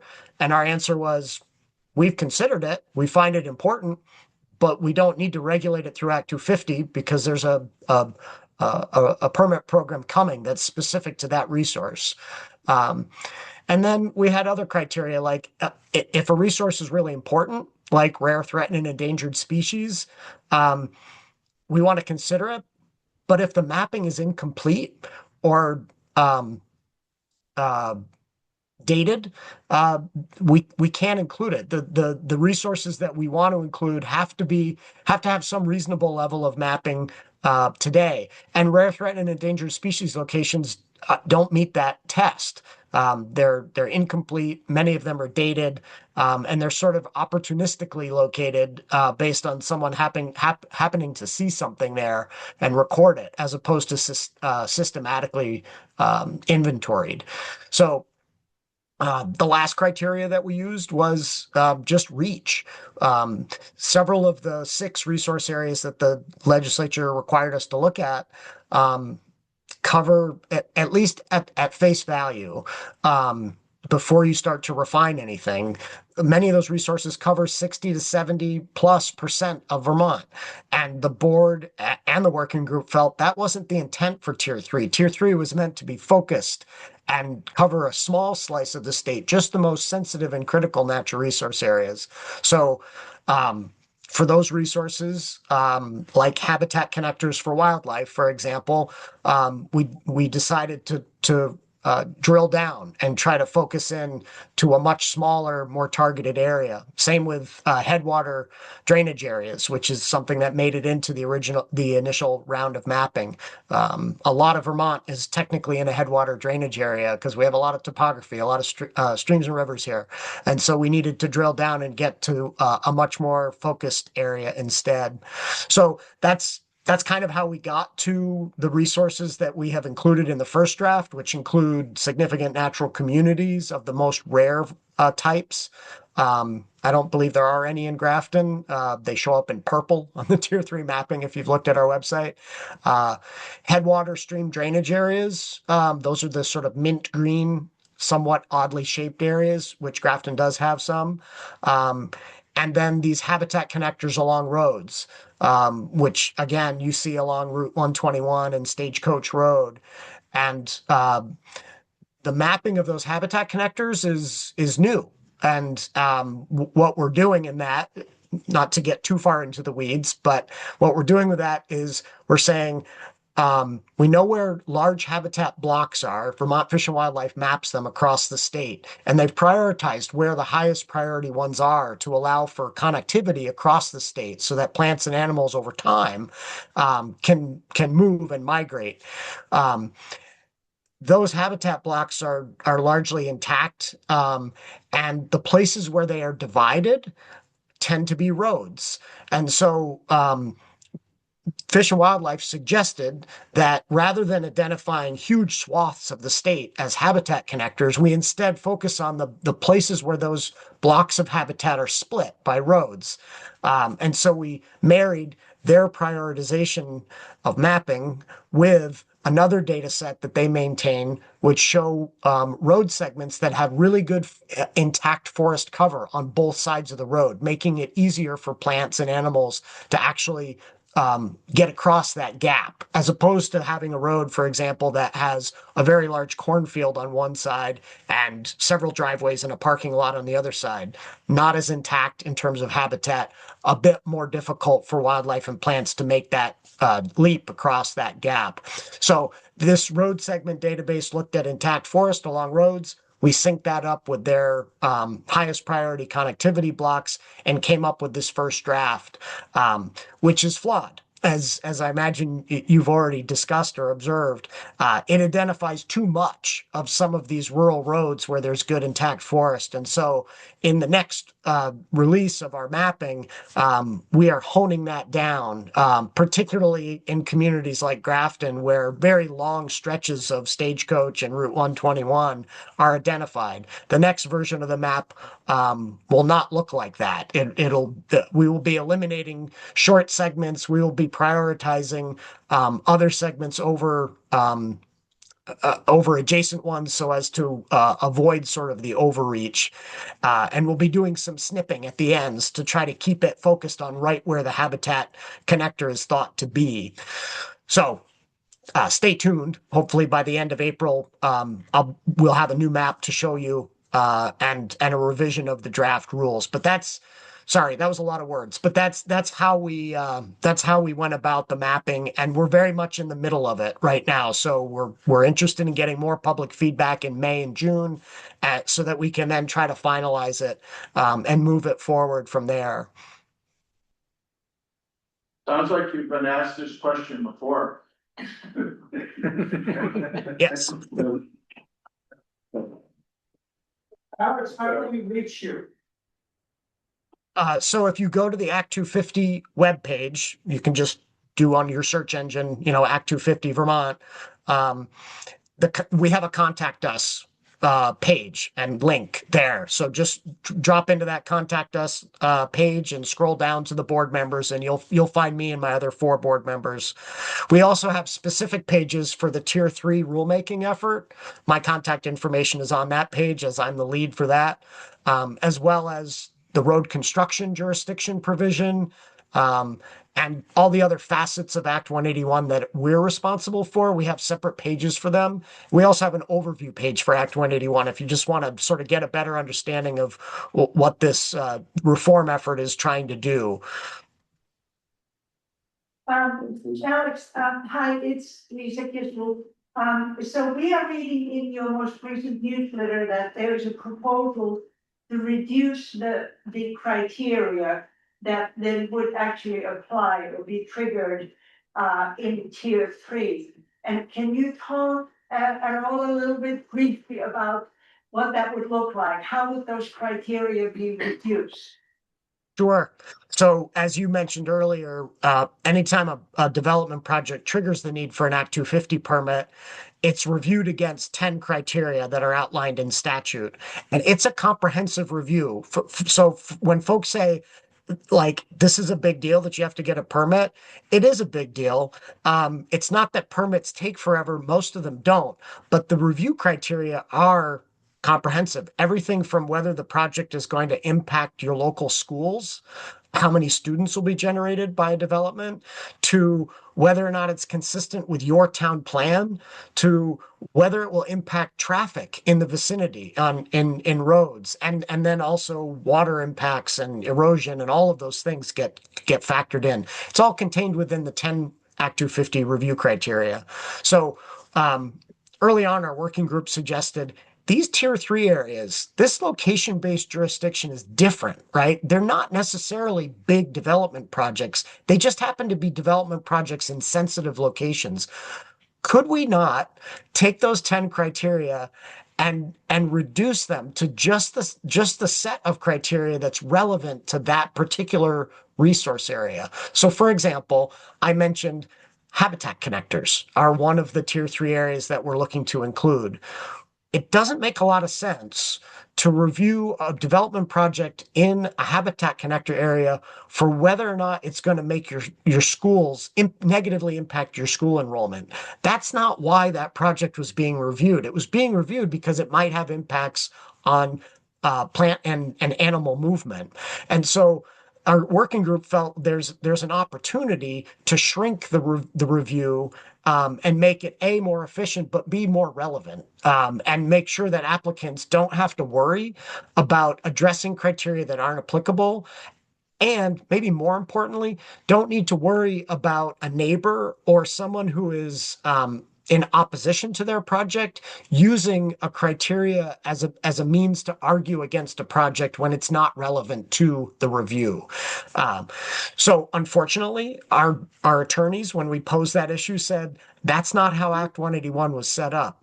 For tier 3, Act 181 gave my board the authority to determine where jurisdiction triggers and what jurisdiction creates the need for a permit, like what the trigger would be based on, but it doesn't give us the authority to limit the type of review once the review is deemed necessary. So that's what we're asking the legislature to do for us, is to give us rulemaking authority to at least consider reducing the set of criteria, the review criteria. And as you mentioned, we've also asked them to push out the effective date for the tier 3 jurisdictional change, the road construction jurisdictional change, and a couple other measures as well. And I think maybe I heard a little bit of an error there. We're asking them to push all of those basic jurisdictional expansion dates out to December 31st of 2027. So even the road construction rule, which is supposed to go into effect July 1st of this year, we're not asking them to push it to the end of this year. We're asking them to push it to the end of 2027, syncing all these things up and giving both us and Vermonters a full year to year and a half to sort of get this right and make sure folks understand what's happening. So Alex, that means that the legislature has to vote to extend these deadlines. Correct. It's not a done deal yet. So we've made the request to the Senate Natural Resources Committee. They are taking testimony on the bill that would make this happen this week, and they'll be finalizing that bill this week by Friday. I think they're going to vote it out either Thursday or Friday. And I think that I think they were receptive. I think our requests will be included in the bill, but I can't be sure. And even if they are, the way the legislature works is that bill then has to be voted on by the full Senate and approved. And if it is, it then goes to the House and gets debated all over again there, and then has to be voted on by the House and then sent to the governor. So we have a long ways to go. But I think my board is committed to sticking with that process and making sure that, these recommendations we're making to push things out a bit are heard by each of those entities, the legislature all the way through. We won't know until May. I guess that's the crux of it. The legislature generally adjourns in mid-May, and typically bills take that long to get all the way through the process. So I don't think we'll know whether these extension requests and criteria limitation sort of options, we won't know if that's really going to happen until mid-May. Alex, I appreciate the update and the fact that criteria is being reviewed, and maybe made less narrow, and the extension for a review period is great. I am a little curious on the road construction rule, which I think includes driveways. And I believe the number is 800 feet. And I wonder where that number came from. And Yeah. wouldn't that arbitrarily overruled all the other restrictions that you get more than 800 feet from a road? So it make it kind of neat.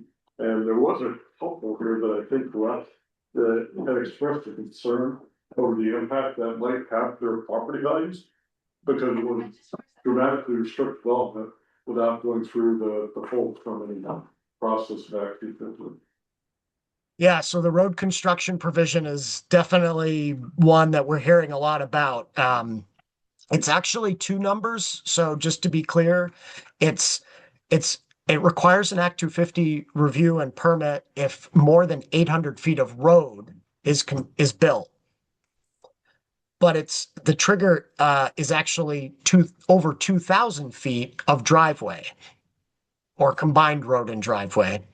So it sort of depends on what the access is and whether it's a road or a driveway.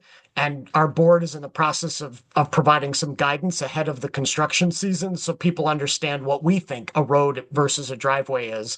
Unfortunately, it's not defined in statute. So we're going to do our best to come up with a practical definition that's conservative and sort of provides landowners with as much ability as possible. But that's what the statute says is Act 250 permit for new roads over 800 feet, new roads and driveways over 2,000 feet combined.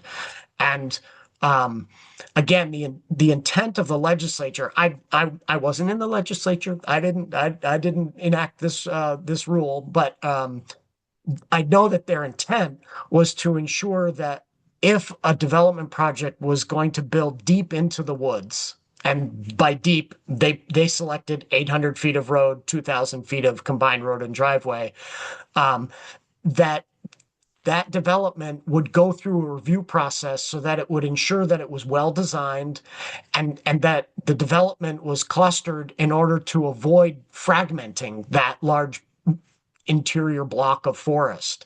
That was the intent behind the road construction jurisdiction provision. It's a fairly blunt tool to do that. Unlike tier 3, where we get to, sort of surgically identify sensitive areas, the road construction provision was a way to establish Act 250 jurisdiction more broadly for those interior forest areas. It's not meant to be a prohibition, just like tier 3 is not meant to be a prohibition on development, just the opposite. It's meant to say, if you develop here, there's a review process. We anticipate development here, but there's a review process and a permit required.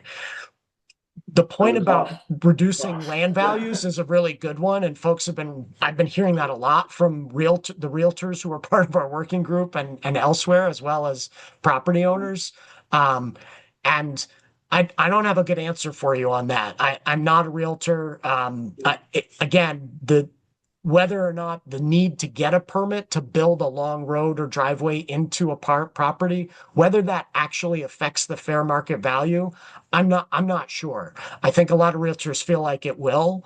I'm not sure we have data to indicate that it actually does. It may be something that, we will figure out as time goes on.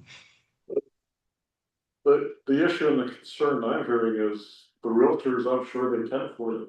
I know a couple that deferred building a house because they couldn't afford to run power to the location. It wasn't that far off the road, but it was a lot of money to them. So it's more if, an existing landowner is trying to break off some for their kids, that might be 2,500 feet from a road, or they have to run in power, they have to build a driveway, now they have Act 250 costs that they have to go through the permitting and have a lawyer and take a year. Those are the people I'm concerned about, not so much the realtors that I'm sure will come up with one. I hear you. And those are all valid concerns. I'm not going to discount any of those. What I will say is I'm new to the Act 250 program. As I explained early on, I was a municipal planner for a long time. And so my job prior was to help landowners, achieve their vision, whether that was to divide off a lot or two for their children or sell a lot in order to, pay for their retirement, or conserve their land because that was their vision. And the need to do that is real, and the cost to do that is also real. But the permitting process, just so you know, my understanding coming into the Act 250 program, is that there's a misunderstanding about what Act 250 permitting typically looks like. Most Act 250 permit applications never go to a public hearing. There's no neighbor opposition, and they take about 3 months to process. They do cost money. There's an application fee, and that's real. And then if there are issues, there could be the need for some engineering, and those are real costs. But the vast majority of Act 250 applications are deemed minor. And like I said, they don't go to a hearing. They get a draft approval. Neighbors are notified. If nobody indicates the need for a hearing, there isn't one. And so the time it takes, I think, is less than a lot of people realize, especially for the kinds of smaller projects that I think a lot of folks are afraid are going to be captured through this road construction provision or potentially tier 3. So I don't want to discount any of the concerns, but I just want folks to understand that, Act 250 permitting is not, typically a 1-year process. And the rate of appeals of issued Act 250 permits is in the 1 to 2% range on an annual basis. And they tend to be the biggest, most controversial projects, not the small ones. The new mapping for tier 3 is going to be another, what I would call top-down process. I was wondering if there's any sentiment in the Land Use Review Board to be collaborative with the local municipalities in coming up with good habitat connectors that don't monopolize as much property. Yeah.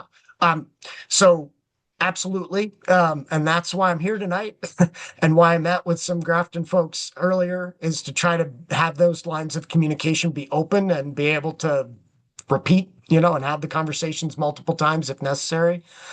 Here's the hitch though, because this is a statewide effort. What I told, someone back in last May when we had our first public meeting on this, I think she was on the planning commission in Waitsfield or Warren. Her question was, our community's done a lot of good mapping. We think we know where, the habitat connectors are and where these other sensitive resources are that maybe you're not even thinking about. And my answer to her then is the same answer I'll give you now. I want that information, but if it's not replicable across the region or the state, I may not be able to use it. Like, we can't come up with a system that's sort of inconsistently applied from one town to another. So if Grafton, for example, has done an amazing survey of salamander habitat, and you know exactly where those points are, and you're like, these are the sensitive areas in Grafton for this species, put it on your map. My answer is going to be no. I can't put it on the map because not every town has done that, and we just don't have that data to apply consistently across the state. With that said, if you're looking at the resource areas that we've started to come up with and you're like, hey, I have ideas about that, ways to refine it, things that maybe you missed or you're not considering, absolutely want to hear that. And if there are resources that your community feels like, hey, these are resources that many communities have a good handle on that we've completely missed, I definitely want to hear that too. Yeah, and I want to be clear, I appreciate what you're doing, I'm not trying to be too negative, but if they're gonna be doing a review of the criteria, I think the road length should be part of it. Just, that's my request. Yeah, I want to be clear with everybody that the legislature gave my board the authority to basically design the tier 3 areas. So I want to hear from everyone, and I want us to do the best job possible. And frankly, I want it to be practical. I want it to work. So like the intent is important. The resources are really important, but it doesn't make any sense if it doesn't work, practically speaking. But with the road construction provision, the 800 and the 2,000 feet, the legislature codified that in statute. And the only way to really change that in a substantive way is to have the legislature change the law. And I'm not seeing movement in that direction this session. I know there are bills that would seek to repeal the road construction provision. But currently doesn't appear that those bills are getting traction. The bills that are getting traction appear to be bills that are, maybe extending things a bit, maybe making some accommodations with regard to the criteria that will be reviewed. So if people are really aggrieved by this road construction provision, you ought to talk to your local legislator and see what they have to say about that. Suzanne? Just, thank you. Just real quickly, Alex, I know you're very sincere about you want to hear it. I'm just wondering if there are any public comment hearings that are already set in May. I believe you said you would be listening to the comment period. Are there any set in Grafton or nearby Grafton that we could actually participate in? Not yet, but there will be. You're on my radar, more than twice. So, Matt and I have scheduled an informational meeting about Tier 3, as he mentioned, for next week on St. Patty's Day. So wear your green and, get on the Zoom meeting if you want to talk more about this. And my intent is in May and June to repeat that, and also to extend an open invitation to municipalities so that I can come back and do these sorts of meetings, when it works for you, as opposed to just the regional meetings when it works for Matt and myself. So yeah, I intend to come back, but nothing's been scheduled as of yet. We will schedule it. I need to get the next draft of the map out because I have a lot of folks sort of knocking on the door saying, you keep telling me you're fixing this. Show me. I can't show them yet. So I gotta spend some time doing that first. Yeah, and when those meetings get scheduled, we'll share that information with our town. Right. Too. It's for any local meetings that are happening. Are they in person only, or are they also internet or? Alex, can you remind me, the meetings you held last fall, were those hybrid? They were all hybrid, so they were both in person and via the computer, so people could participate either way. Either option. Great, that's great, super, nicely done. Yeah, and my hope is that the feedback we got back in October was, thanks for having these. We had 4 regional meetings in October. There was one in Windsor, so that was the closest one to you folks. In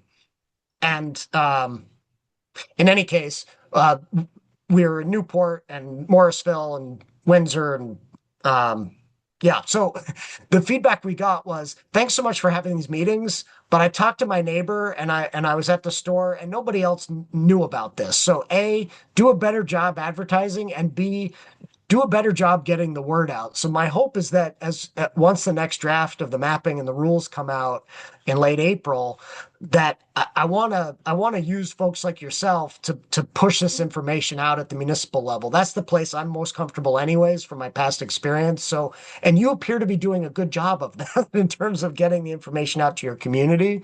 So I want to sort of do information blasts out to all the town clerks and planning commissions, and work with Matt and the other regional planning commission offices to,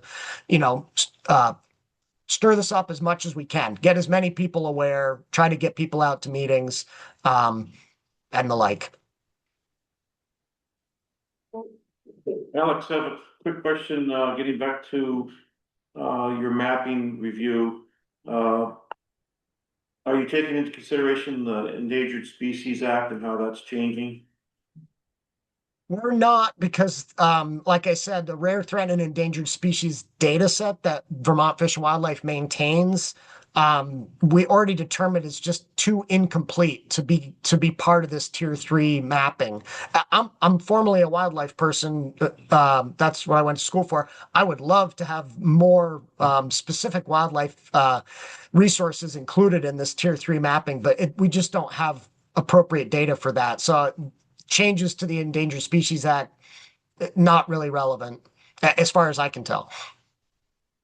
As I understand it, it's getting quite complicated for many entities, including agriculture. And it's also, a lot of that act is based on the endangered species in Hawaii. Are you familiar with that? No, I'm not familiar with the Hawaiian connection. Yeah. I was at a session not too long ago where the speaker mentioned that a lot of the act was formed based on endangered species in Hawaii that will never be part of our continent. I just didn't know if you had any information on that. I don't. I can tell you that when a project goes through Act 250 review, rare and irreplaceable natural areas and habitat are considered. And typically in Vermont, which is where this law applies, we're looking at things like deer wintering areas, bear habitat. There's been more on bat habitat. There are some endangered bats, and their habitat is getting considered as a part of the Act 250 review process. Those are the species that typically crop up here when a project is part of an Act 250 permit and has to be looked at under that one of those wildlife criteria. But again, right now we're sort of talking about new jurisdictional triggers. What would put a development into the Act 250 process in the first place? And as I said, we're not considering rare, threatened, or endangered species information as part of that because of the data limitations. Yeah, thank you.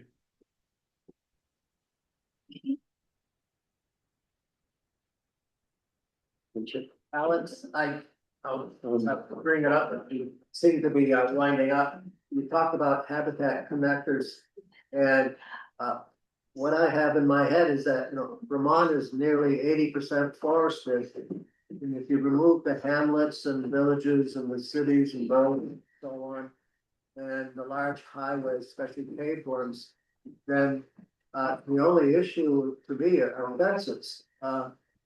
Because at that point you have over 90% of the state forested. It's one big habitat, except for the fences. And where those people live, in groups and the paved highways, especially the interstate stuff. So I'm wondering how you determine individual habitats. Yeah, good question. And heard that comment from other folks too. I do think that context matters.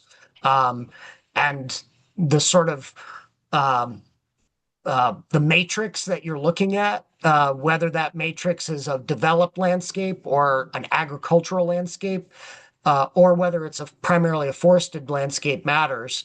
How we factor that into all this is an interesting puzzle. But I get your point and your question. We are really relying on Vermont Fish and Wildlife's mapping of habitat blocks throughout the state. And the data set that they use to do that is a pretty high resolution LiDAR data. I don't know if folks know what LiDAR is. It's even I don't remember what the acronym stands for, but it is when a plane flies over with a device that sends a laser beam down to the ground and registers when that laser beam comes back up and reflects. And it's very cool technology, but it enables you to determine where the first return is, i.e. the treetops, and where the second return is, i.e. the ground. And it allows you to have a very accurate elevation model for the whole state, and an idea of where you have trees and where you don't. Anyways, Vermont Fish and Wildlife uses that data to come up with their habitat block mapping, which has all sorts of holes in it for, meadows and people's yards and house sites and roads and river valleys and all of that stuff. And all of those are areas where the habitat block is not mapped, and so the sort of connectivity is not as easy as a place that has more contiguous forest. So that's part of how it was designed. When you look at the Tier 3 mapping website, there is a reference layer that you can turn on. It's not part of our Tier 3 proposed Tier 3 areas, but it will help you understand where Vermont Fish and Wildlife is mapping those highest priority habitat blocks and connectivity areas. So if you go to that web page, turn on the reference layer, it's called the VCD connectivity blocks, shows up in orange, and gives you a sense for how they map it across the state and where it has holes in it along roads and fields and developed areas. So I take your point, but there are places at the landscape level, at least there appear to be places where long-term sort of passage of wildlife between blocks is going to be easier. Riparian areas are typically one of those places. You know, certain types of wildlife move along streams or in streams. And then these areas where forests, intact forests, come right down to the edges of blocks, to the edges of roads typically, are thought to be areas that are more conducive to passage. Thank you.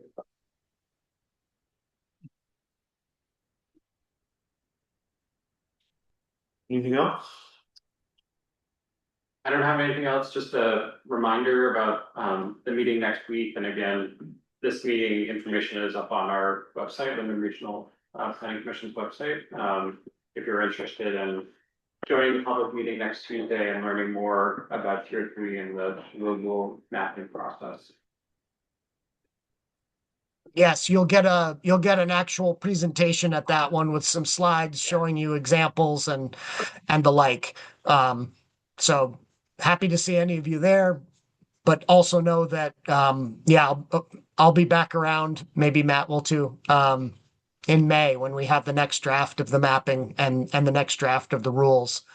The rules themselves, just so you all understand for Tier 3 specifically, right now they're all of 5 pages. This is the October version that's been around for some time that we're in the process of revising. It's not a lot to read. You could look at it and get some sense of what we're trying to do and what we're trying to exempt, because what you don't see in the mapping is the rules that try to balance the ecological side of it, which is a lot of the mapping, with the sort of policy side, which is where we say, okay, your property's in a Tier 3 area, but these types of developments that the average Vermonter might do still won't trigger the need for an Act 250 permit. We've laid out some exemptions in there.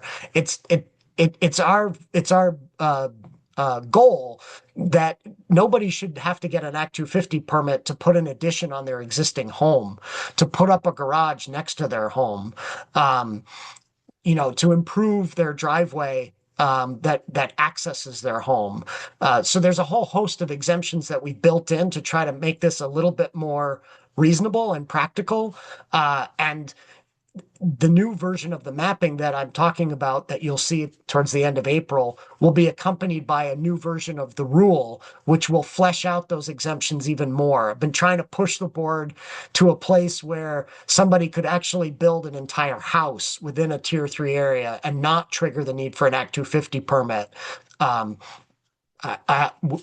Stay tuned. We'll see at where the board lands on that one, but that's based on some of the feedback we've been getting from folks who feel that simple construction of a single home shouldn't trigger the need for an Act 250 permit, even if it's in a sensitive area. And so we're trying to figure out a way to make that work. I wanted to ask one more thing. Are you aware of a letter from a rural landowner in Burke, Vermont, to the state legislature about all this? It's an attempt to review everything about 181 as it would affect rural Vermonters. It's a very long letter. Are you aware of that letter? I've actually seen Hannah two letters. Burrell. Yes, I read that letter this morning Okay. as WCAX asked for comments on it. But there's another fellow, Neil Ryan, who Hannah references in her letter. He submitted similar comments to us and was at our last board meeting, actually. And honestly, there's another couple who owns Big Picture Farm. And they do the goat's milk and caramels and such. They've been communicating with me with very similar, really well thought out concerns and critiques as well. So, yeah, I did see that letter from I think her name was Hannah Burrell.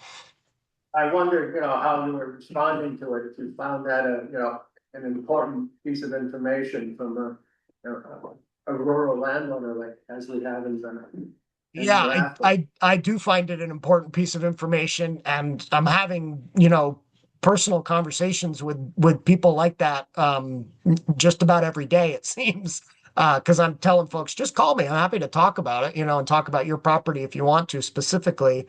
Um, I can tell you, I'm pleased that she referenced our board's recommendation. She indicated that we had testified that we need more time to get this right, and that we believe Vermonters deserve more time to sort of understand it and wrap their hands around it. So I'm glad she pointed that out. Most of the rest of her letter refers to sort of the legislative intent and whether or not this is disadvantaging housing production in rural areas. And I can't really speak to that.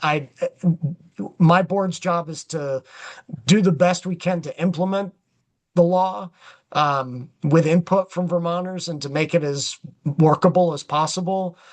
It's not my job to question their original intent, which is, I think, what she was doing. So that's about as much as I can say at this point. Thank you. Alex, how often do you meet? Does the board meet and are they open to public?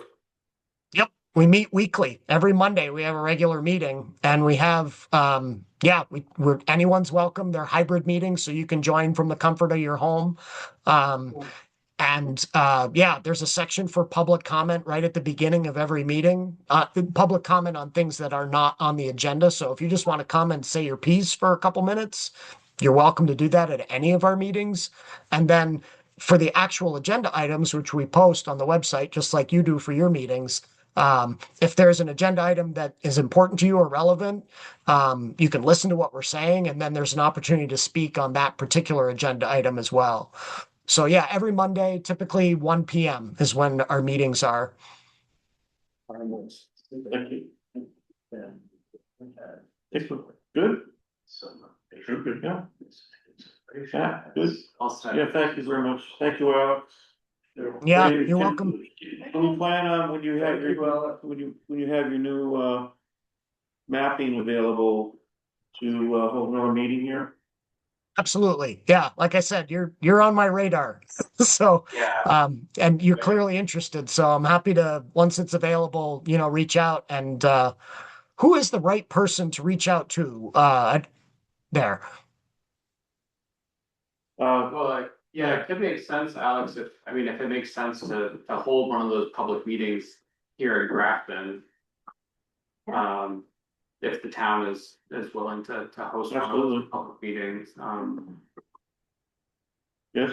I mean, that's up to you guys. I think that I am happy to meet at one of your meetings, right? So it can be Grafton specific, and you can ask questions that are related to your community.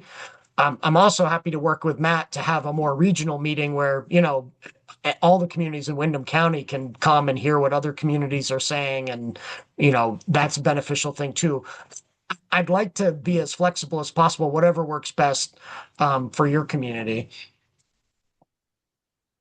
Would you be interested in doing a regional?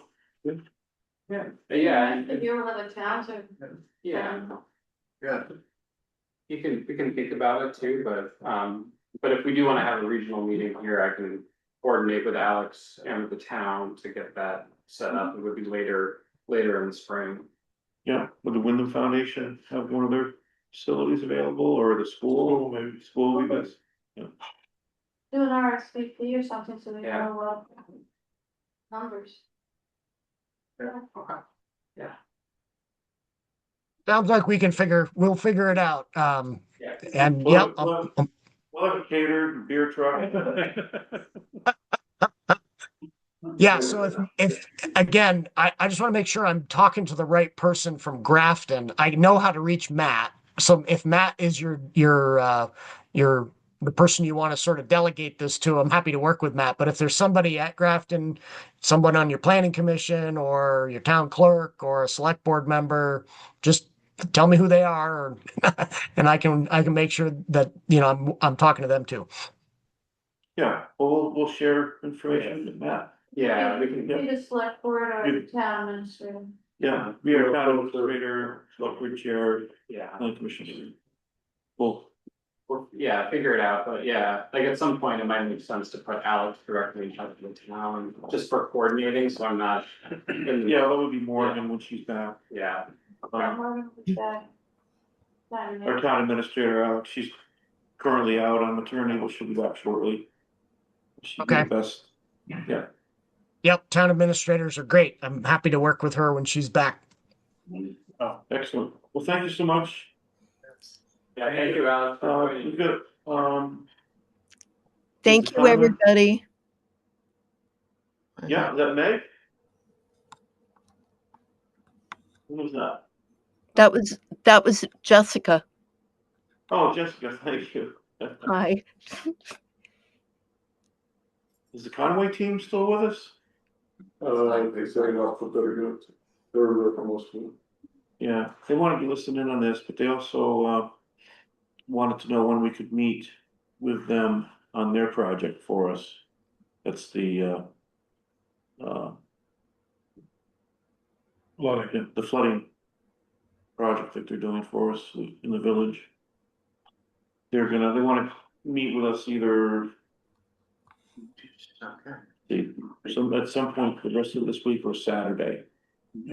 I can't make Saturday, so. It has to be right out because their report. Right, you have to get their project before you, yeah.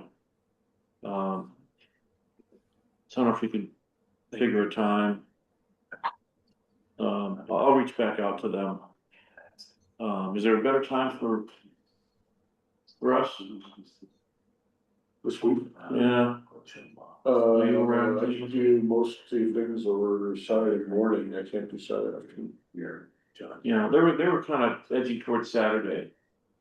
I could maybe Maybe make something in the morning, but I could maybe make something in the morning. 5 a.m.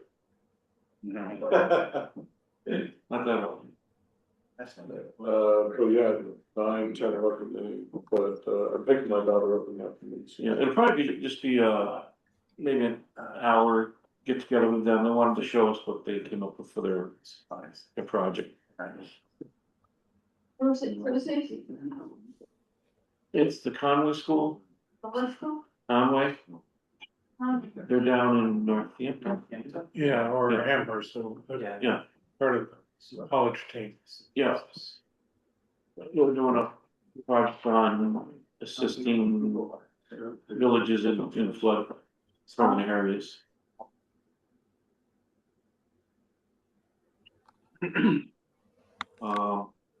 Have some other business that we can address real quick. Any commissions? Anything else for Matt? Matt, you can. No, hey. Looks good. Yeah, I think that's, you're doing the job, thank you. And I did get from the property owners that were over here on the side, they did map with some notations for the pieces of land we were talking about that they felt should be in the rural agriculture and forestry rather than rural conservation, so I can take a look at that. And unless there's some major issue, Yeah. we could switch it over to rural ag and forestry. Yeah. And we had 1, 2, 3, 4 others that had land up that way. Alan, Like off stagecoach. yeah, so they're off Yeah. Fall Ranch or Stage. Yeah. At least they're on the. Lisa's on the edge, so if it was like at least 5 people were here, 6 people were here. Okay, that's good to know. Yeah. So we can look at that whole area. That was a good turnout for the numbers that having that area. Yeah. Is Al, Jim Jardine, does he have land up there? He's not right onto the road. Okay, so his land isn't involved. He wants to get together with me, I don't know why. Okay, Did anyone capture the names of the folks that are here? You know, there's several, but I don't. I want to do a sign-in sheet. Never got around to doing it. Yeah. I think we can remember everyone who was here. The group. And- the- I'm here and I have land up on Stagecoach Road. Yeah, Jessica, yeah. So was this informative for you? Had you heard much more about this prior? Are you asking me? Yes. Well, if you're referring to like the letter that you sent out, I read that and I've been studying the Act 250 website and the maps and all that. Is that what you mean? Yeah. Yeah. Well, prior to our announcement to you, were you familiar with it? Not really. I'd only heard about it in sort of over the years, heard about Act 250 generally in negative terms, Yeah. No, 181, the tier 3 in general is what we were referring to. Yeah, I'd seen mentions of it last year. Before that, I hadn't. Yeah. Yeah. Yeah, good. Well, thanks for attending and we'll keep you informed on other meetings that we'll have and if you can make next Tuesday. Yeah, I'm gonna be there. That'll be good for you too. Yep, definitely. It's really interesting, the whole thing. Yep. For that meeting, is anybody gonna be here for it, or just? It's just Zoom. It's all remote. Yeah. It's entirely, yeah.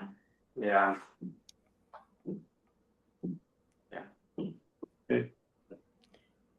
Thank you. Yeah, thank you I'll very much. update this and share revised version of it. And Yeah. terrific. Yeah. I know it's getting late. Do we need to do a formal opening of the meeting to do approval of minutes and everything? We should. Well, you opened the meeting, I did open the meeting, but we didn't do We didn't do- agenda. minutes, Yeah, just postpone them. So, Yeah, okay, so I guess. So the meeting is officially open, so. Yeah. I have a few things for agenda that I'll just put in new business. Put under new business. So I have a motion to accept the February minutes. Okay, Aaron? Second? Ron, second, okay, all in favor? Aye. Opposed? Good job again. And Lester, I wanted to, well, everyone was here, I wanted to thank you, but everybody kind of retired. Yeah, it's your last meeting with us. I came for the farewell plunge. Yeah. Not very in case that you needed to break the power, but I'll be there. That's what you See you all with anything. You can always just join us for fun. Absolutely, okay, listen, and this, these things, it's on my calendar. Yeah. Thank you, Matt. Thanks again. Thanks again, Matt. Safe travels home. Yep, thanks. Weston and Sampson, water testing is gonna begin. They sent us, a list of, I think there are 6 or 7 forms for the initial testing. For those, they're gonna be in touch with those people first and go from there. You know, we announced this at town meeting. And I don't know if anyone even picked up the literature that we left at the table, so. It is what it is. It's out there, people should know about it. If they don't, they will. And it's in the hands of Weston and Sampson now. We'll just keep up to date with what they're doing. before they sent this, report out. I didn't realize that there was a fault line running under the village. That's so, earthquake. There was one this morning at 10:17 in New York, but There's a fault line underneath Grafton? I was here in the summer one time, I was home for the baby and, I thought it was shaking. I said, is that snowplow going by? And I'm like, wait a minute, it's June. And, it was well, we felt that so over the years. Just don't tell the land use review board about the fault going from town, they'll probably take the pen out. Well, if I build a road, I'm just gonna designate a fault line since there's not a definition. Actually, not, Okay, I got a letter from Fuss and O'Neill, climate resilience and permitting specialist Jacob Gentile. They're doing on the Holbrook Pond Dam. They want to do a cleaning of the up down there.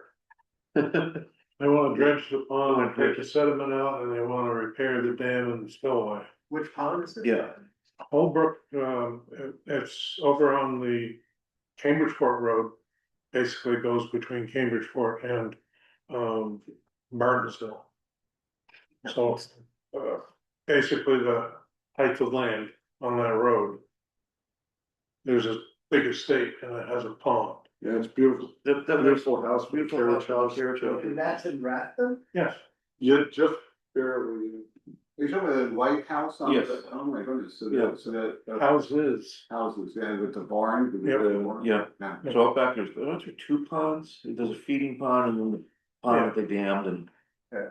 You know, there's a spillway.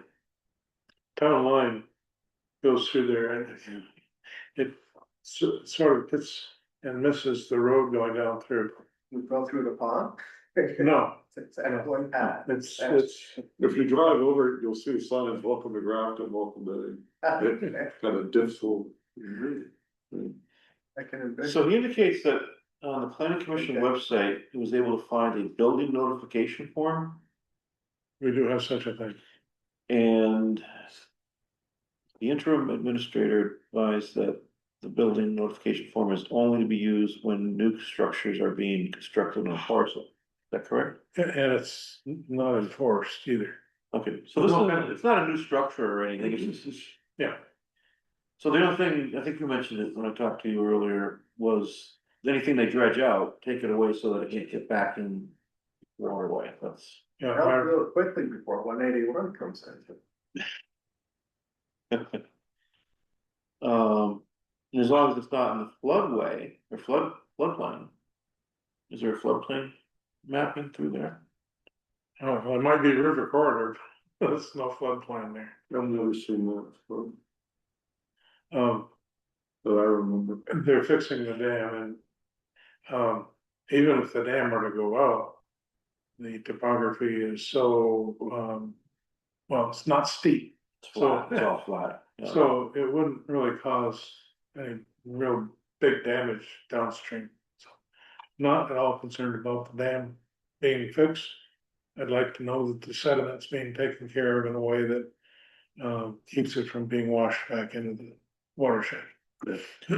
And suggested that this information be passed on to Wyndham Regional because that stream is something that hits more than one township and has a regional significance now.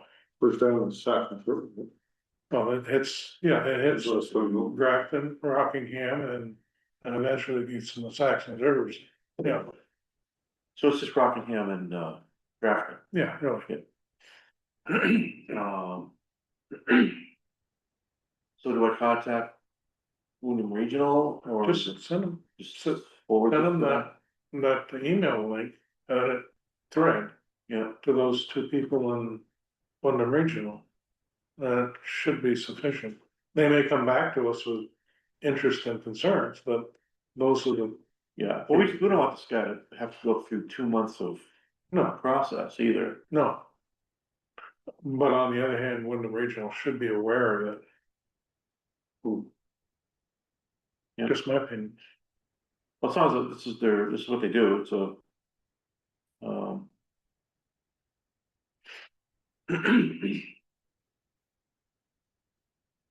Company from Springfield, Mass. According to the web, it's a state regulated low hazard structure with a fair condition assessment. Not lost, no big deal. 10-year inspection. Why did you find that so fast? I remember AI overview. Can you send that to me? You must have found that. probably, if you would, I would assume.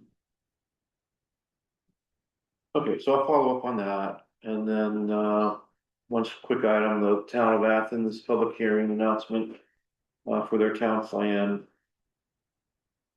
Is April 8th. April 8th.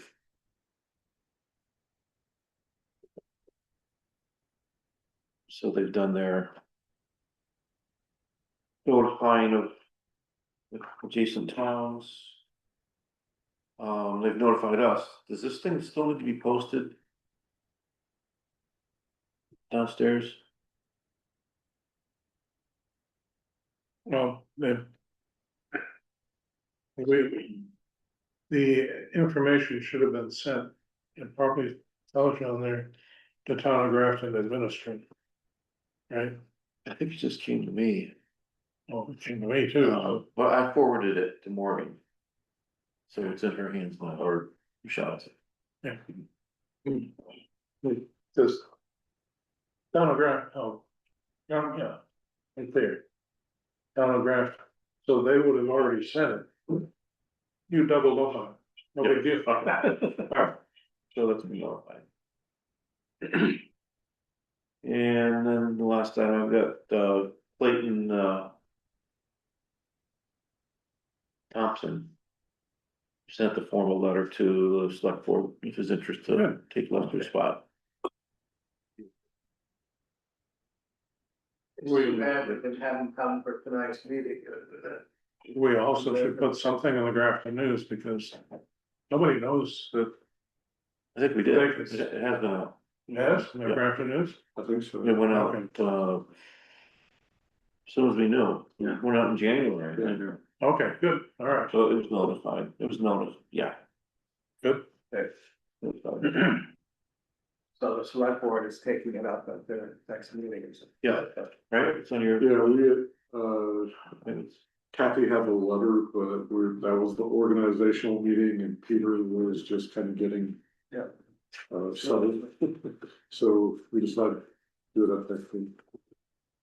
Now, what hasn't been advertised as far as I know.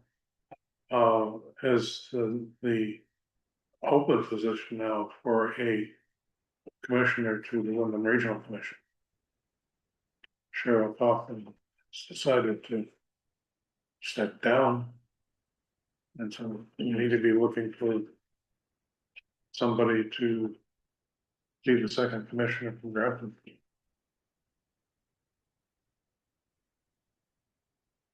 A couple more years, might be able to do it. Still don't know. Well, but being right here is sure doesn't We preclude. can this from suggest being- it, the Clayton. We're getting his feet wet. So we'll go through, our town plan this year. Hmm. Or information he has. Levels that. And So. And another vacancy that is concerning. As Morgan has decided not to be EMD. And we're in need of.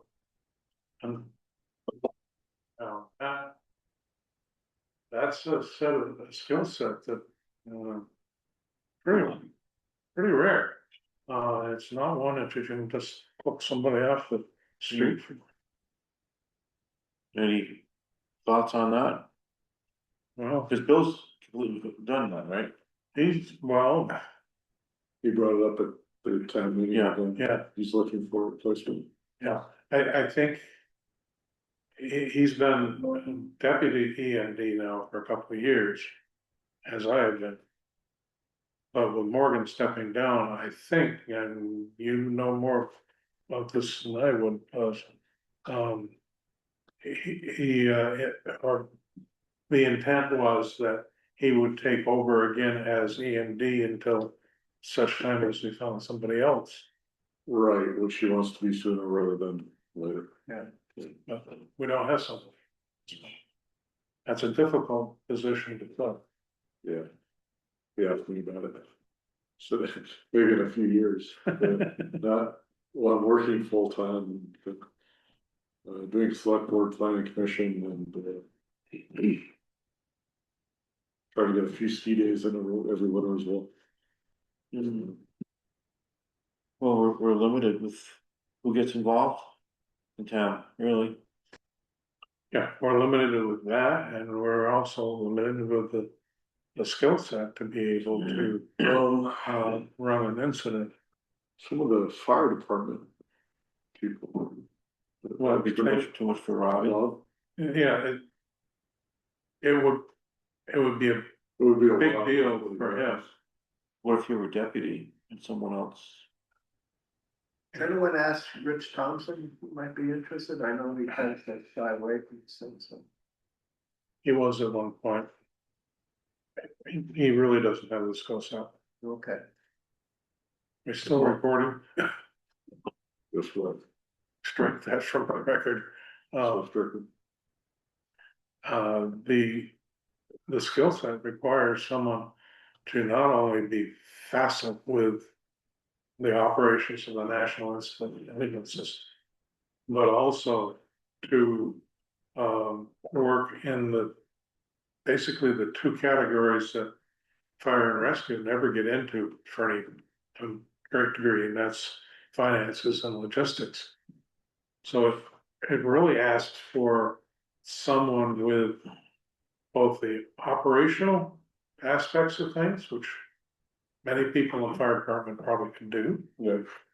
But also the handling of financing, and a big incident has a lot of turnaround in just getting resources in here. Project management. Yeah, it is exactly right. It's project management. That is what I do. Yeah. But again, it's just, yeah, maybe not right yet. In the future, I believe first. Rich was instrumental in taking care of Unified Data incident back when that occurred. Yeah, as fire chief and safety officer, and health officer. They're talking about the FEMA interaction. Yeah, we're talking about running the town in a big emergency. And the grants and funds and how you get it paid for. Yeah. As well as. Bill did that professionally, so we're fortunate to have. Yeah, Bill had that skill set. To find. Well, most of. There's another person in town who has a full set. But it depends on. First of all, he isn't interested in being EMD, but he would probably be a deputy. But it depends on who is EMD, whether or not he would do it. I can't go beyond saying that. But we really have to discover the available. This is not something that could possibly be split up into two.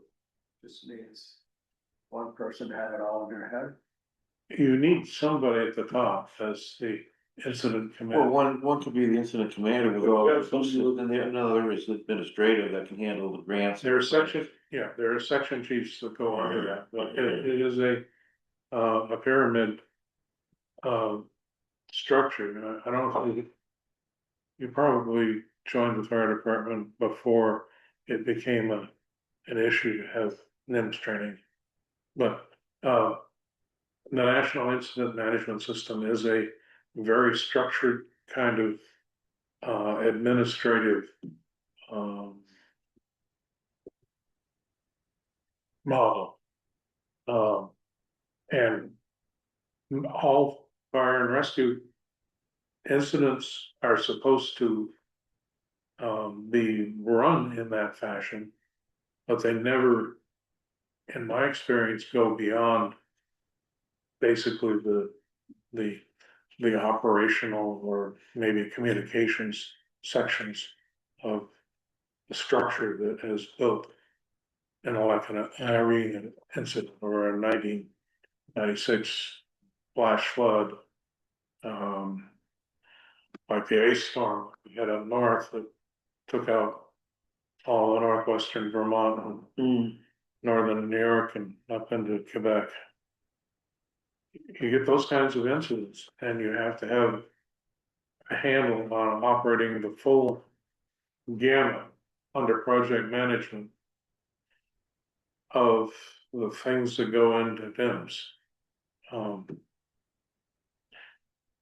It will be a tall order, but possible for someone to be both fire chief and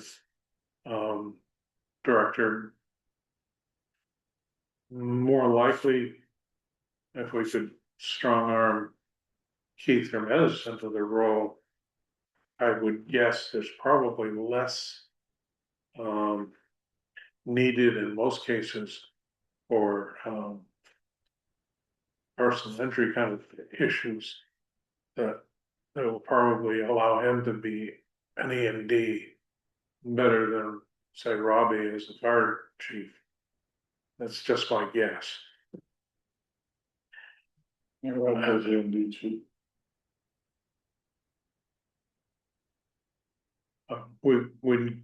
need to have a good person in that role.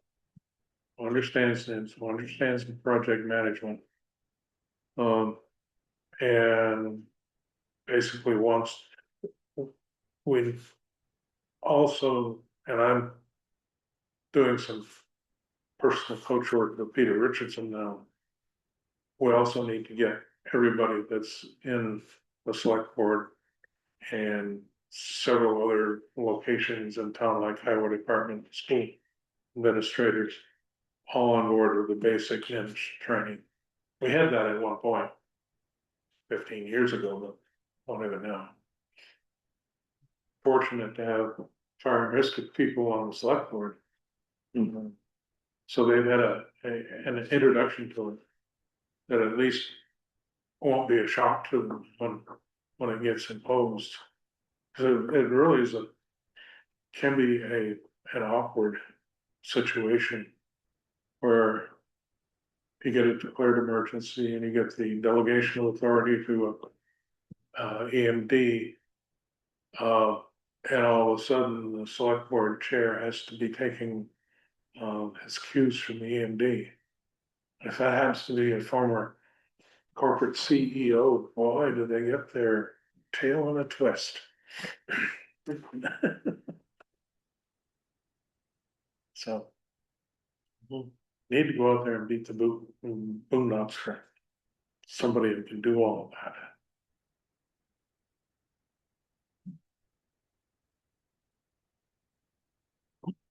that. Okay, any other old business?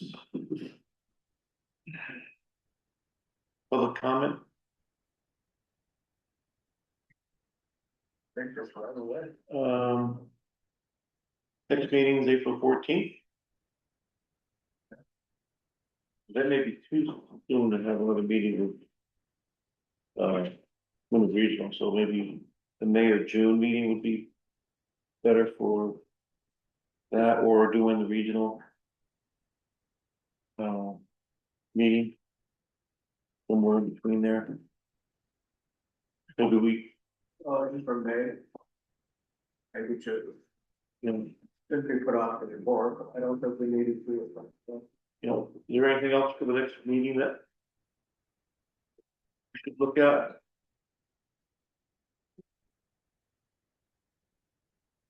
Or we have time to start working on the town plan, because it's gonna be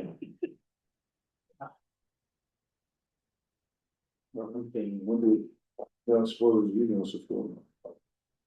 Yeah.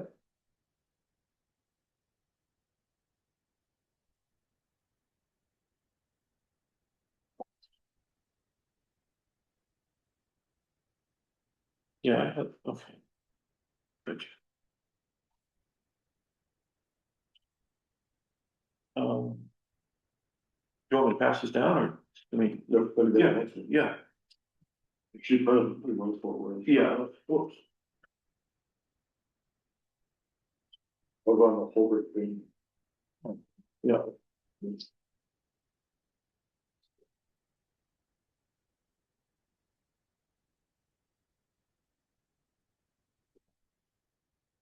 Thing from my email, I think. Who printed these? I think one. They're on the stand. Oh, nice. Okay.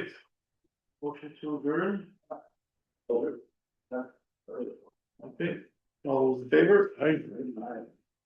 Opposed? Thank you again. Thank you guys, really, thank you all, and I will, this is